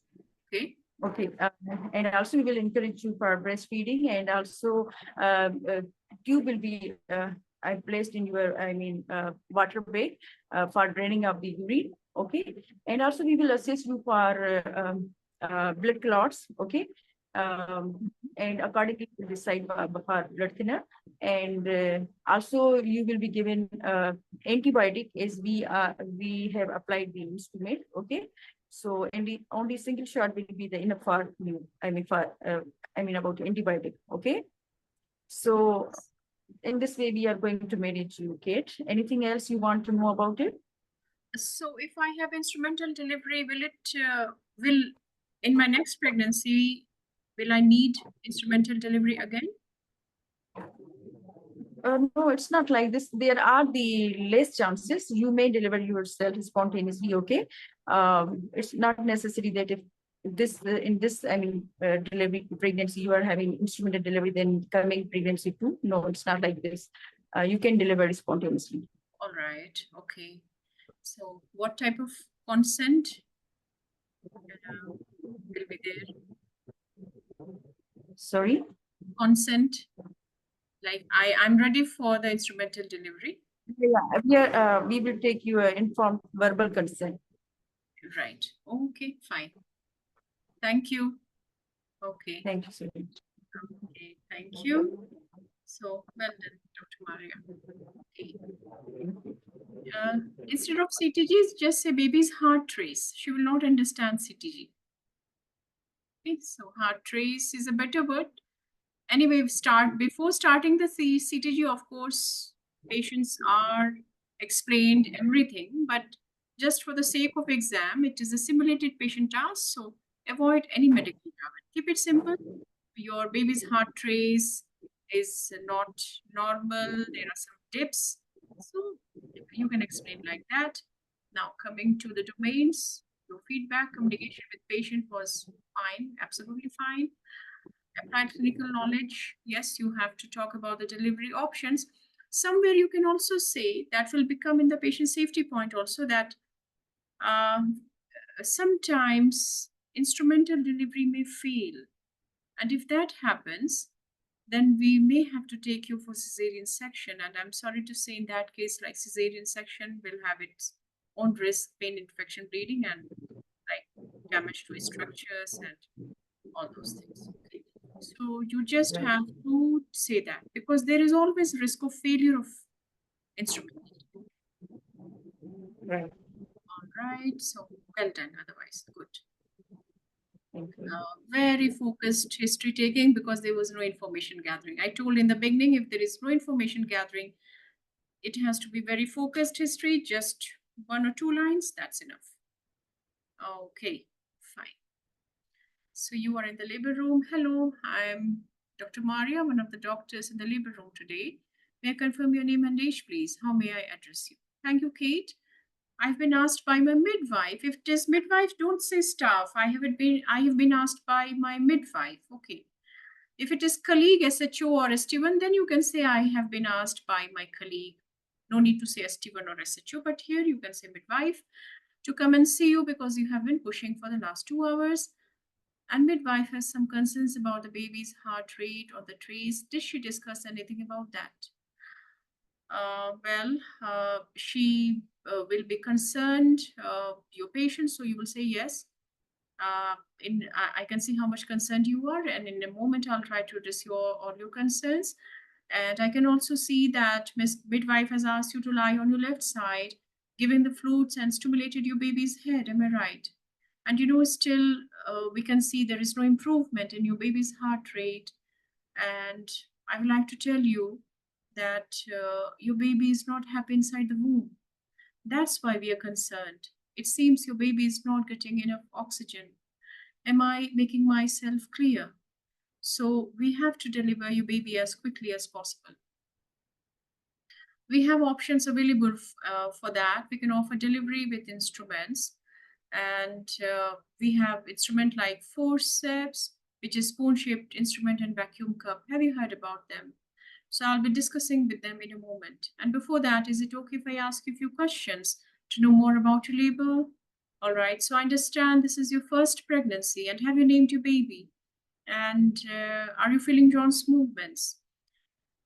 Um, any Are you falling deeper for any medical condition? And are you on any medication? Any allergy to food, drug, or metal? Any surgery on your tummy or down below? May I know your blood group? And any reservations for blood transfusion? Thanks for these informations. Would you like to add anything important? Now, coming to your baby John's condition, I have the heart trace and I have confirmed the name, date of birth, and NHS number.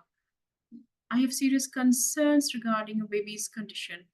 It seems baby John is not happy inside the womb. Can you see these dips? You can show it to the role player that. Can you see the dips? We don't want these dips in the heart trace because if they occur, it means that your baby is not happy, not getting enough oxygen, and that's why we need to deliver your baby as early as possible. If we wait for you to deliver naturally, or your baby may not be able to make it, and it can be risky for your baby. Am I making myself clear? I would like to give you all the information so that you can make an informed choice regarding your delivery. Any questions so far? If she says, Doctor, can I just wait for a little while?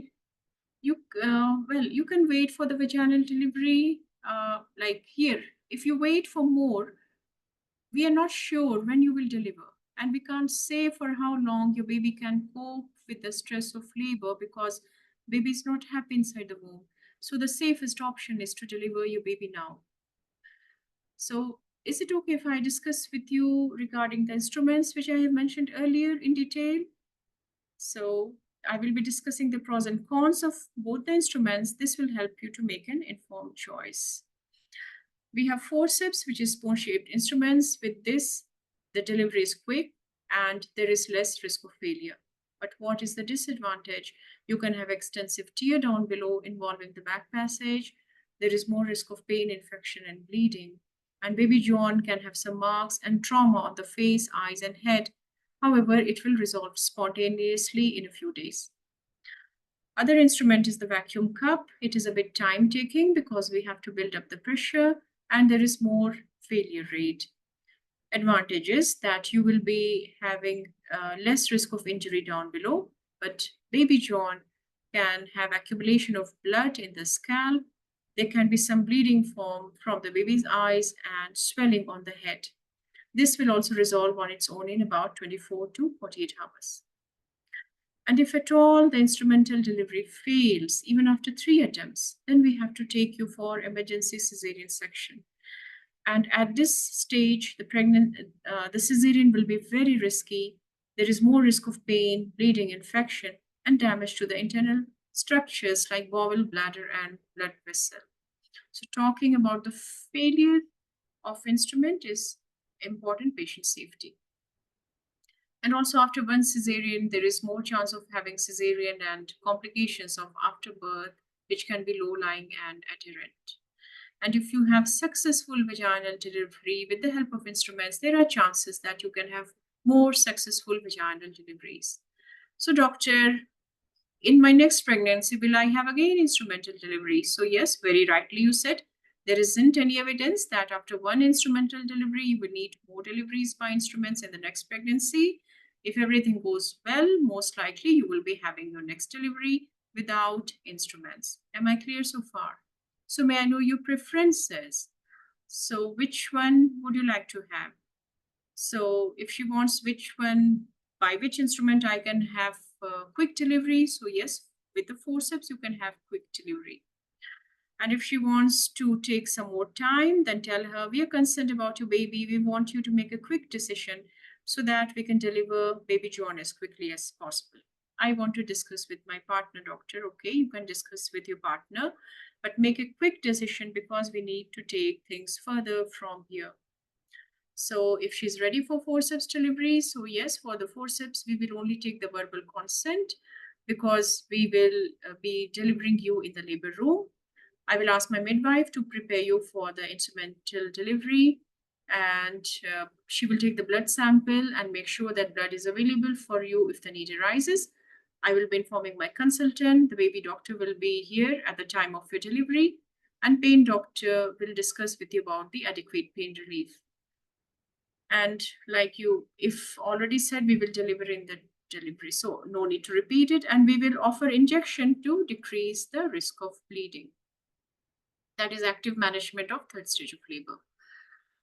All right. And after delivery, are you used to use this mnemonic A, B, C, D? It will make the life very easy. So after the delivery, A, we will assess your general condition, keep you under observation. B, baby will be seen by the baby doctor. We will support you for the breastfeeding. And the bladder care is also important, particularly if injection in the back is given for pain relief. So you will be having a tube in the water bag for at least 6 to 12 hours. C, we will assess the risk factor for the clots, offer blood thinning agents, keep you well hydrated, and encourage mobilization. D is the drugs. You will also be offered antibiotic to reduce the risk of infection and painkillers. Any questions? No. So while the nurse is preparing you, I will also give the written information leaflet about the instrumental delivery. You can quickly go through it. Okay, that's all. So with instrumental delivery, there is no risk of recurrence, but yes, with perineal tear, there is always the risk of recurrence in the next pregnancy. Okay, who is left? Dr. Vidya Lakshmi, I can see your name, my dear. Hello, can you open your mic, please? Okay, no response from Dr. Vidya Lakshmi. Try to present cases, whether you got the seat, you did not get the seat. it was very difficult this time. I know it was a disaster, but we are only doing 6 cases. So, I mean, I'm giving 8 cases, but we are doing 6 cases. Prepare those cases. Okay, if Dr. Vidya is not coming forward, then someone has to take the next case. I need a volunteer now. And yes, it is a structured discussion. So someone who has not done the structured discussion yet, please come forward.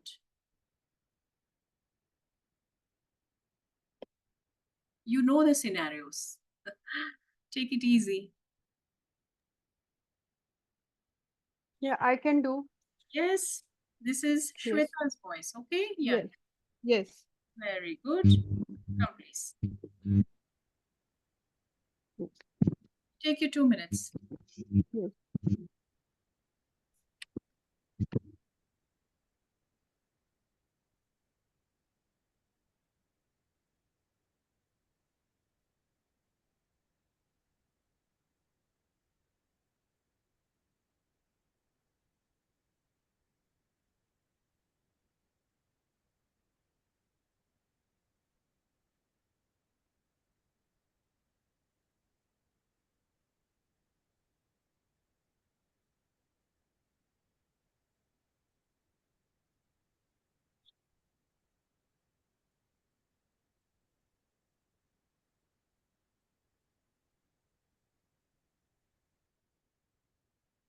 Can I start?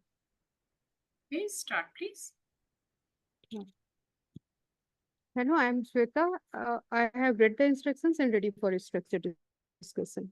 All right. So I first, have, yes, go on. First, summarize the case. yes. So I have a patient who is at 35 weeks in her second pregnancy and is having placenta previa. And in background says second gravida, previous cesarean section done, and uh, her she is a Jehovah Witness, and her assessment is hemoglobin is 10 grams, so she is anemic. Her ferritin is also low, and she has her scan done. It shows that uh, posterior placenta previa is there, and 35 weeks of pregnancy, single live fetus is there. Amniotic fluid index is adequate. So regarding assessment, regarding her recommendation, I will take her detailed history, then further examination, and then formulate the management plan. All right. So, So yes, now you have to. yes, this go on. regarding her further Mhm. regarding her further antenatal plan, I would like to discuss her because she is a high risk posterior placenta previa. So I would like to put her in high risk pregnancy clinic under my consultant unit. And as this is a high risk, so I would like to involve a team of specialists like consultant obstetrician, consultant anesthetist, and then if needed uh, intensivist, and uh, yes, then I'll take detailed history regarding regarding her presenting complaint. I'll ask that if she has any pain, leaking, bleeding, any episode of bleeding if she has during this pregnancy, and then any how about the baby movement, and uh, then in her antenatal uh, I'll ask about her pregnancy detail, like her booking blood scan, booking blood test, and all the and she followed up regularly or not, and she had bleeding or spotting if she had any, and any admission in the hospital needed for her regarding her placenta previa. And then as she has previous cesarean section, I'll ask about her detailed obstetric history, and what was the indication, how was the recovery, was there any complication during the surgery, and review her case note after her permission. And then I'll rule out any medical comorbidity, any other surgery done in the past. I'll rule out allergy, and then her BMI also, and I'll ask about her personal habit, smoking, alcohol, drug.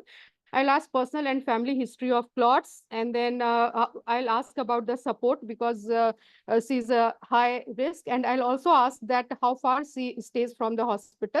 If any emergency arises, she can reach the hospital at earliest time or not. Then I'll ask about her mental status as well. Then I'll examine her and any other paper, any other slide. No, no, dear, only this one. Okay. So then I'll examine her in presence of Shafran. I'll take the see the heartbeat of baby, and then I'll do the local examination to see that any bleeding is there or not. Then after that, routine and then as she is a Jehovah Witness, so we'll like to discuss with her regarding the antenatal plan. We'll discuss about her that she would be for delivery, she would be taken care in tertiary center. Operative cell salvage facilities would be there. I'll explain her about that in detail, and that also, if needed, interventional radiology can be would be needed for her case. And I'll see that she has advanced directive with her or not. And I'll also ask about that what component she would accept or what not, like cryoprecipitate and FFP or and NTD and all these things. Then I'll document in our history. And after that, during antenatal time, she is at 35 weeks, and just a minute. Then I'll send her, as she has 35 weeks and scan has been done at this time only, and she has posterior placenta previa. So she would be she would be kept for elective cesarean section at 36 weeks. So that need of steroid would be uh, informed her. And after that, yes, then regarding her intrapartum management, as she is a high risk, so as we are sending home, so we will give her about the warning sign that if she has any bleeding, pain, and any leaking, then she should immediately come to the hospital. If she says that she has not any facility at home, that we can consider admitting her. And regarding her intrapartum management would be under in tertiary center, where all the placenta previa care bundle would be there. Then informed consent should be there, and WHO surgical safety checklist would be there and would be followed. And then surgery would be done with a senior consultant obstetrician, consultant anesthetist would be there, consultant pediatrician should be there, and then facility for intra operative cell salvage should be there, and then interventional check that equipment is there or not. The radiologist should be there. And then if needed, then recombinant factor 8 would be, recombinant factor 7 should be kept in hand. And after that, cesarean section ultrasound scan should be in the operation theater before giving the incision. And if placenta is incised, then in that case, the early cord clamping would be done, and then baby would be monitored by a pediatrician. And after operation, patient would be cared in SDU, one-to-one care would be given, and then would be monitored in Mayo chart. And if during cesarean section PPH happened, then because this is an obstetric emergency, we will do the immediate management. We'll shout that this is an emergency, and this is an emergency, and we call for help. All teams should be there. So we'll start with medical management first, and then we'll start with medical management first. So we'll start with rub up the fundus, then bladder, check that bladder is catheterized or not. Then oxytocin would be given first IV, then slow infusion. Then ergotamine would be given after ruling out the preeclampsia and hypertension. And then after that, carboprost is given after ruling out asthma. And if not controlled, then tranexamic acid IV would be given. If it is not controlled, then we will assess her for surgical management, like intrauterine balloon tamponade would be given, would be tried. And then if it's still not, then we'll go for breast suture, that is hemostatic suture. And still not controlled, then we'll go for stepwise devascularization, like from starting from the uterine artery to internal iliac ligation. And in spite of that, if fails, then we early recourse for hysterectomy after consulting to consultant, then to save her life. So, and after that, patient would be, after when it is managed, patient would be shifted to HDU, and patient would be debriefed. Then DETEX form would be filled, and documentation would be done properly. And then yes, and then regarding her post-management operative plan, she would be, as I said, that high dependency unit would be, she would be admitted, one-to-one care, intake output monitoring, and thorough monitoring on the Muse chart would be done. And then during discharge, she would be informed about the VT risk assessment would also be done. And during the discharge, she would be informed about the when she is comfortable, they will discharge her, and red flag sign would be given to her, and she will be debriefed by consultant as well. This way, I'll manage my patient. Right. Yes. You told about the clinical governance points as well, isn't it? Debriefing. Yes, and yes, yes. documentation. Debriefing, DETEX, and documentation, and Yes. Yes. So still 50 seconds if you want to add anything. uh, regarding, I actually cut shorted the intrapartum PPH management, I think. Yes, I mean, you did not talk about the dose. So if examiner asks Yes, you, I thought that, yeah, I thought that Yeah. I would be, yeah, yes, time would not Yes. be there. That's why I skipped. that is absolutely fine. Because if they ask about the dose, then you can tell the dose. Right. Okay. So absolutely fine. I don't have to add anything. Nothing at all. Nothing at all.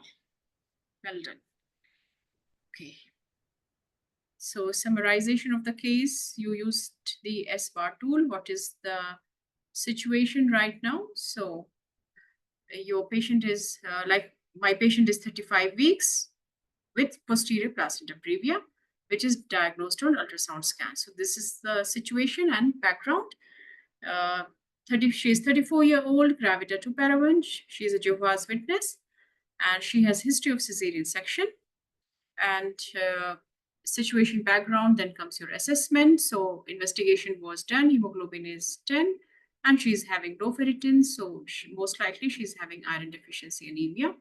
So regarding my recommendation, so I have to take the history, we need to examine her, discuss further investigations if needed, and discuss my management and recommendation. Okay. So you have to discuss and justify the further antenatal care plan. Whatever you are saying, try to justify a few points. So only then you will get marks in structured discussion. So for the antenatal care plan, as my patient is a high risk, so further ANC will be in the consultant-led unit. It's going to be the multidisciplinary team care for her, involving my consultant, that is consultant obstetrician, consultant anesthetist, hematologist, pediatrician, specialist nurse, and midwife and intensivist. If you have said, that's absolutely fine. And to plan her further care, you can skip this sentence if you have already told in the beginning. So regarding the history, I would like to know detail of her current pregnancy, how has been her pregnancy so far, any history of bleeding, current episode or any previous episode of bleeding, any hospital admission, how about the fetal movements, review all the investigations done, including the blood test, urine test, the scans, and how about a previous pregnancy and delivery. Patient had one cesarean section. I would like to go through her operation notes to confirm the incision.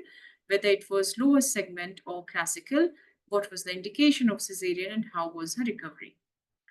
Would also like to go through her antenatal notes. So this will all fetch marks in your information gathering. Going through all the notes, what about her future fertility plans, whether she's having any medical comorbidity, whether she's on any medication, has she started taking the iron tablets, and any allergy to food, drug, or metal. Then family history of thrombosis, how about and also personal history of thrombosis, partner and support, because if any time she bleeds, then there has to be someone to bring her to the hospital. How about her mental health condition, whether she is taking alcohol or smoking. What about the distance between the home and hospital, and whether she has transport and phone facilities. Regarding the examination, would like to examine with her permission in the presence of chaperone to assess her blood pressure, pulse, BMI, and risk factors for VTE, abdominal examination to assess for uterine contraction, fetal movements, fetal heartbeat, speculum to assess for any PV loss. Regarding the investigations, so hemoglobin is 10 gram percent, we have to optimize the hemoglobin and offer her hematinics if not given. Then, as she is a Jehovah's Witness, so ensure that she has signed the advance directive form for objection of blood transfusion, and staffs involved in her care are aware of her decision. Which blood products are acceptable to her, fresh frozen plasma, cryoprecipitate, or platelet. Discuss about intraoperative cell salvage and interventional radiology. Also discuss about the maternal and fetal risk. Maternal risk will include major obstetric hemorrhage, admission in ICU or HDU, DIC, maternal death. Fetal risk will include preterm delivery, prematurity, and ICU admission. Also, we have to offer antenatal steroids for fetal lung maturity. What about the timing and mode of delivery? So if there is no bleeding, it will be planned elective cesarean section between 36 and 37 weeks after giving steroid, of course, earlier if there is bleeding. And this will depend upon the woman's wish and also the ultrasound scan findings. Also discuss the risk and benefit of cesarean. There is risk of bleeding, infection, and painful scar, risk of major complications, damage to internal organs like bowel, bladder, ureter, blood vessel. If severe bleeding, then there is risk of hysterectomy and also risk of maternal death. So like consent has to be the high risk consent. We have to give her 24 hours contact number, tell her about the warning signs, if there is any bleeding, suprapubic ache, or if she feels unwell, she has to come to hospital immediately. Document antenatal care plan in the case notes, give her the patient information leaflet about her condition. Now you have to talk about the intrapartum care. So she will deliver in hospital in consultant bed unit, which will be well equipped and well staffed. Cesarean will be done by experienced surgeon, preferably by the consultant obstetrician. And during operation, the consultant obstetrician and consultant anesthetist should be present within the delivery suite or theater suite. Neonatologist should also be there. What about the pre-op requisites? You covered all of them very nicely. Valid written informed consent, WHO safety surgical checklist. There has to be an IV access. Investigations, hemoglobin, the latest result should be available. There has to be HDU facility. There has to be availability of intraoperative cell salvage, interventional radiology, recombinant factor 7, rapid infusion device, and fluid warming device as well. Ultrasound scan for placental location and uterine incision. Regional anesthesia is preferred. If placenta is transected, then immediate cord clamping has to be done to avoid excessive fetal blood loss. Active management of third stage of labor to decrease the risk of PPH. Now, if PPH is encountered, then what will you do? So management should be according to massive obstetric hemorrhage protocol, will call for help immediately. Consultant obstetrician, consultant anesthetist should be there. In her case, communication, resuscitation, monitoring, investigation, management has to be done simultaneously. The midwife will plot the patient's observation on the Muse chart. There has to be Foley's catheter in the place. We have to monitor the fluid input output chart and urine output. Ask the anesthetist to ensure that there is 2 wide bore cannula. Blood should be sent urgently for full blood count, kidney function and liver function test, and clotting profile. Mechanical and pharmacological measures should be started very quickly. This will include rubbing of the fundus, ensure oxytocin, already 5-unit IV has been given. Start the oxytocin infusion. So it is 40 unit in 500 ml of fluid. It can be crystalloids or colloids at the rate of 125 ml per hour. Ergometrin 0.5 milligram IV after ruling out hypertension and preeclampsia. Carbopros 0.25 milligram IM every 15 minutes, maximum of 8 dose after ruling out asthma. Misoprostol 800 micrograms sublingual tranexamic acid IV. Then surgical management will include balloon tamponade, hemostatic brace suture, interventional radiology, and stepwise devascularation, that is uterine artery, the ligation of ovarian artery, internal iliac artery, and for this we have to call the vascular surgeon or the senior gynecologist. Early recourse to hysterectomy. This will be done after opinion of 2 consultants. It can be total or subtotal. Subtotal will be less time consuming. Post-op management, always divided into clinical governance and clinical management parts. So your clinical governance will be the D's: documentation, debriefing the patient, relatives, and team, DATIC, status writing, incident form, departmental meeting, and the skills and drills. Clinical management, admit in ICU or HDU, close monitoring of the Muse chart, adequate hydration, analgesics, antibiotics, thrombolytic prophylaxis. This will include the leg stockings, low molecular weight heparin only once the bleeding is controlled and coagulopathy is corrected. Investigations, again, we have to do the blood test, full blood count to check the hemoglobin, the post-op hemoglobin, clotting profile, recombinant erythropoietin only after discussing with hematologist if there is severe anemia, or like parenteral iron therapy if patient is not tolerating the oral iron therapy. Discharge when stable, give the contact numbers, patient information leaflet, and warning signs even in the post-op period, like if there is any severe bleeding, not in the post-op period, sorry. She's already only 32 weeks. So she's 35 weeks, sorry, 35 weeks. So we have to tell her about warning signs, any bleeding or spotting or any signs of symptom of DVT. She will report to us immediately. Even in the post-op period, like we have to be very vigilant. If there is any bleeding, leg pain, shortness of breath and all, then she will report to us immediately. This is 1 minute. This is the flow chart, isn't it? So our patient is having posterior placenta, and she had, and she's 35 weeks. So we know that 3 scans will be done for such patients. One at the anomaly scan time, 18 to 20 weeks. If it is posterior placenta, anterior placenta with no previous cesarean section, again, we will repeat it at 32 weeks and again at 36 weeks, right? So if 35 weeks, we can say that we can repeat the scan again at 36 weeks. If already 36 weeks was given, then there is no need to repeat the scan again. Okay, so that's all for today. Our labor and delivery is done. Time for questions. Yes, chat box.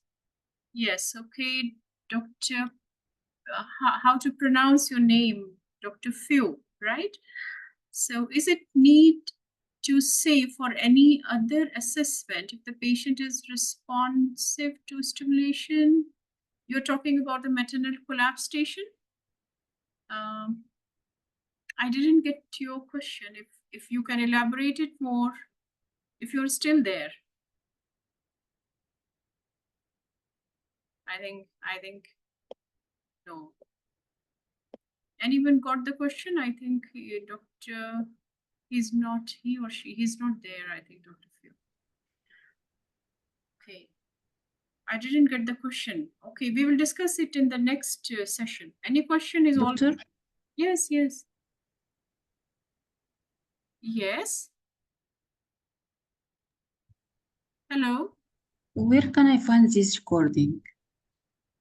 Where can I find this recording? Recording is in that same Telegram Yeah, doctor. November group. Are you listening to me? I'm listening to you. Recording Hello? is in the group. Yes. Recording is shared in the group, my dear. Who is this speaking? Okay.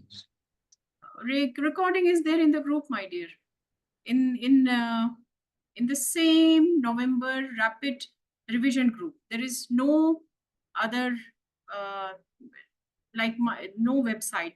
My website is still not 100% complete, so I can't upload the recording on my website. It will be in the Telegram group. I think that is easy to access. No need of any password or anything. Just you have to listen to the recording anytime you will listen to it. All right, thank you, all of you. India, it must be very late. I know, 12 maybe. People from Myanmar, thanks for your participation. I know it must be very late in your place also. Okay, my dears. So next we will start antenatal and maternal medicine part 1. I will share the stations and I will share the recording once it is processed. Thank you. Thank you so much.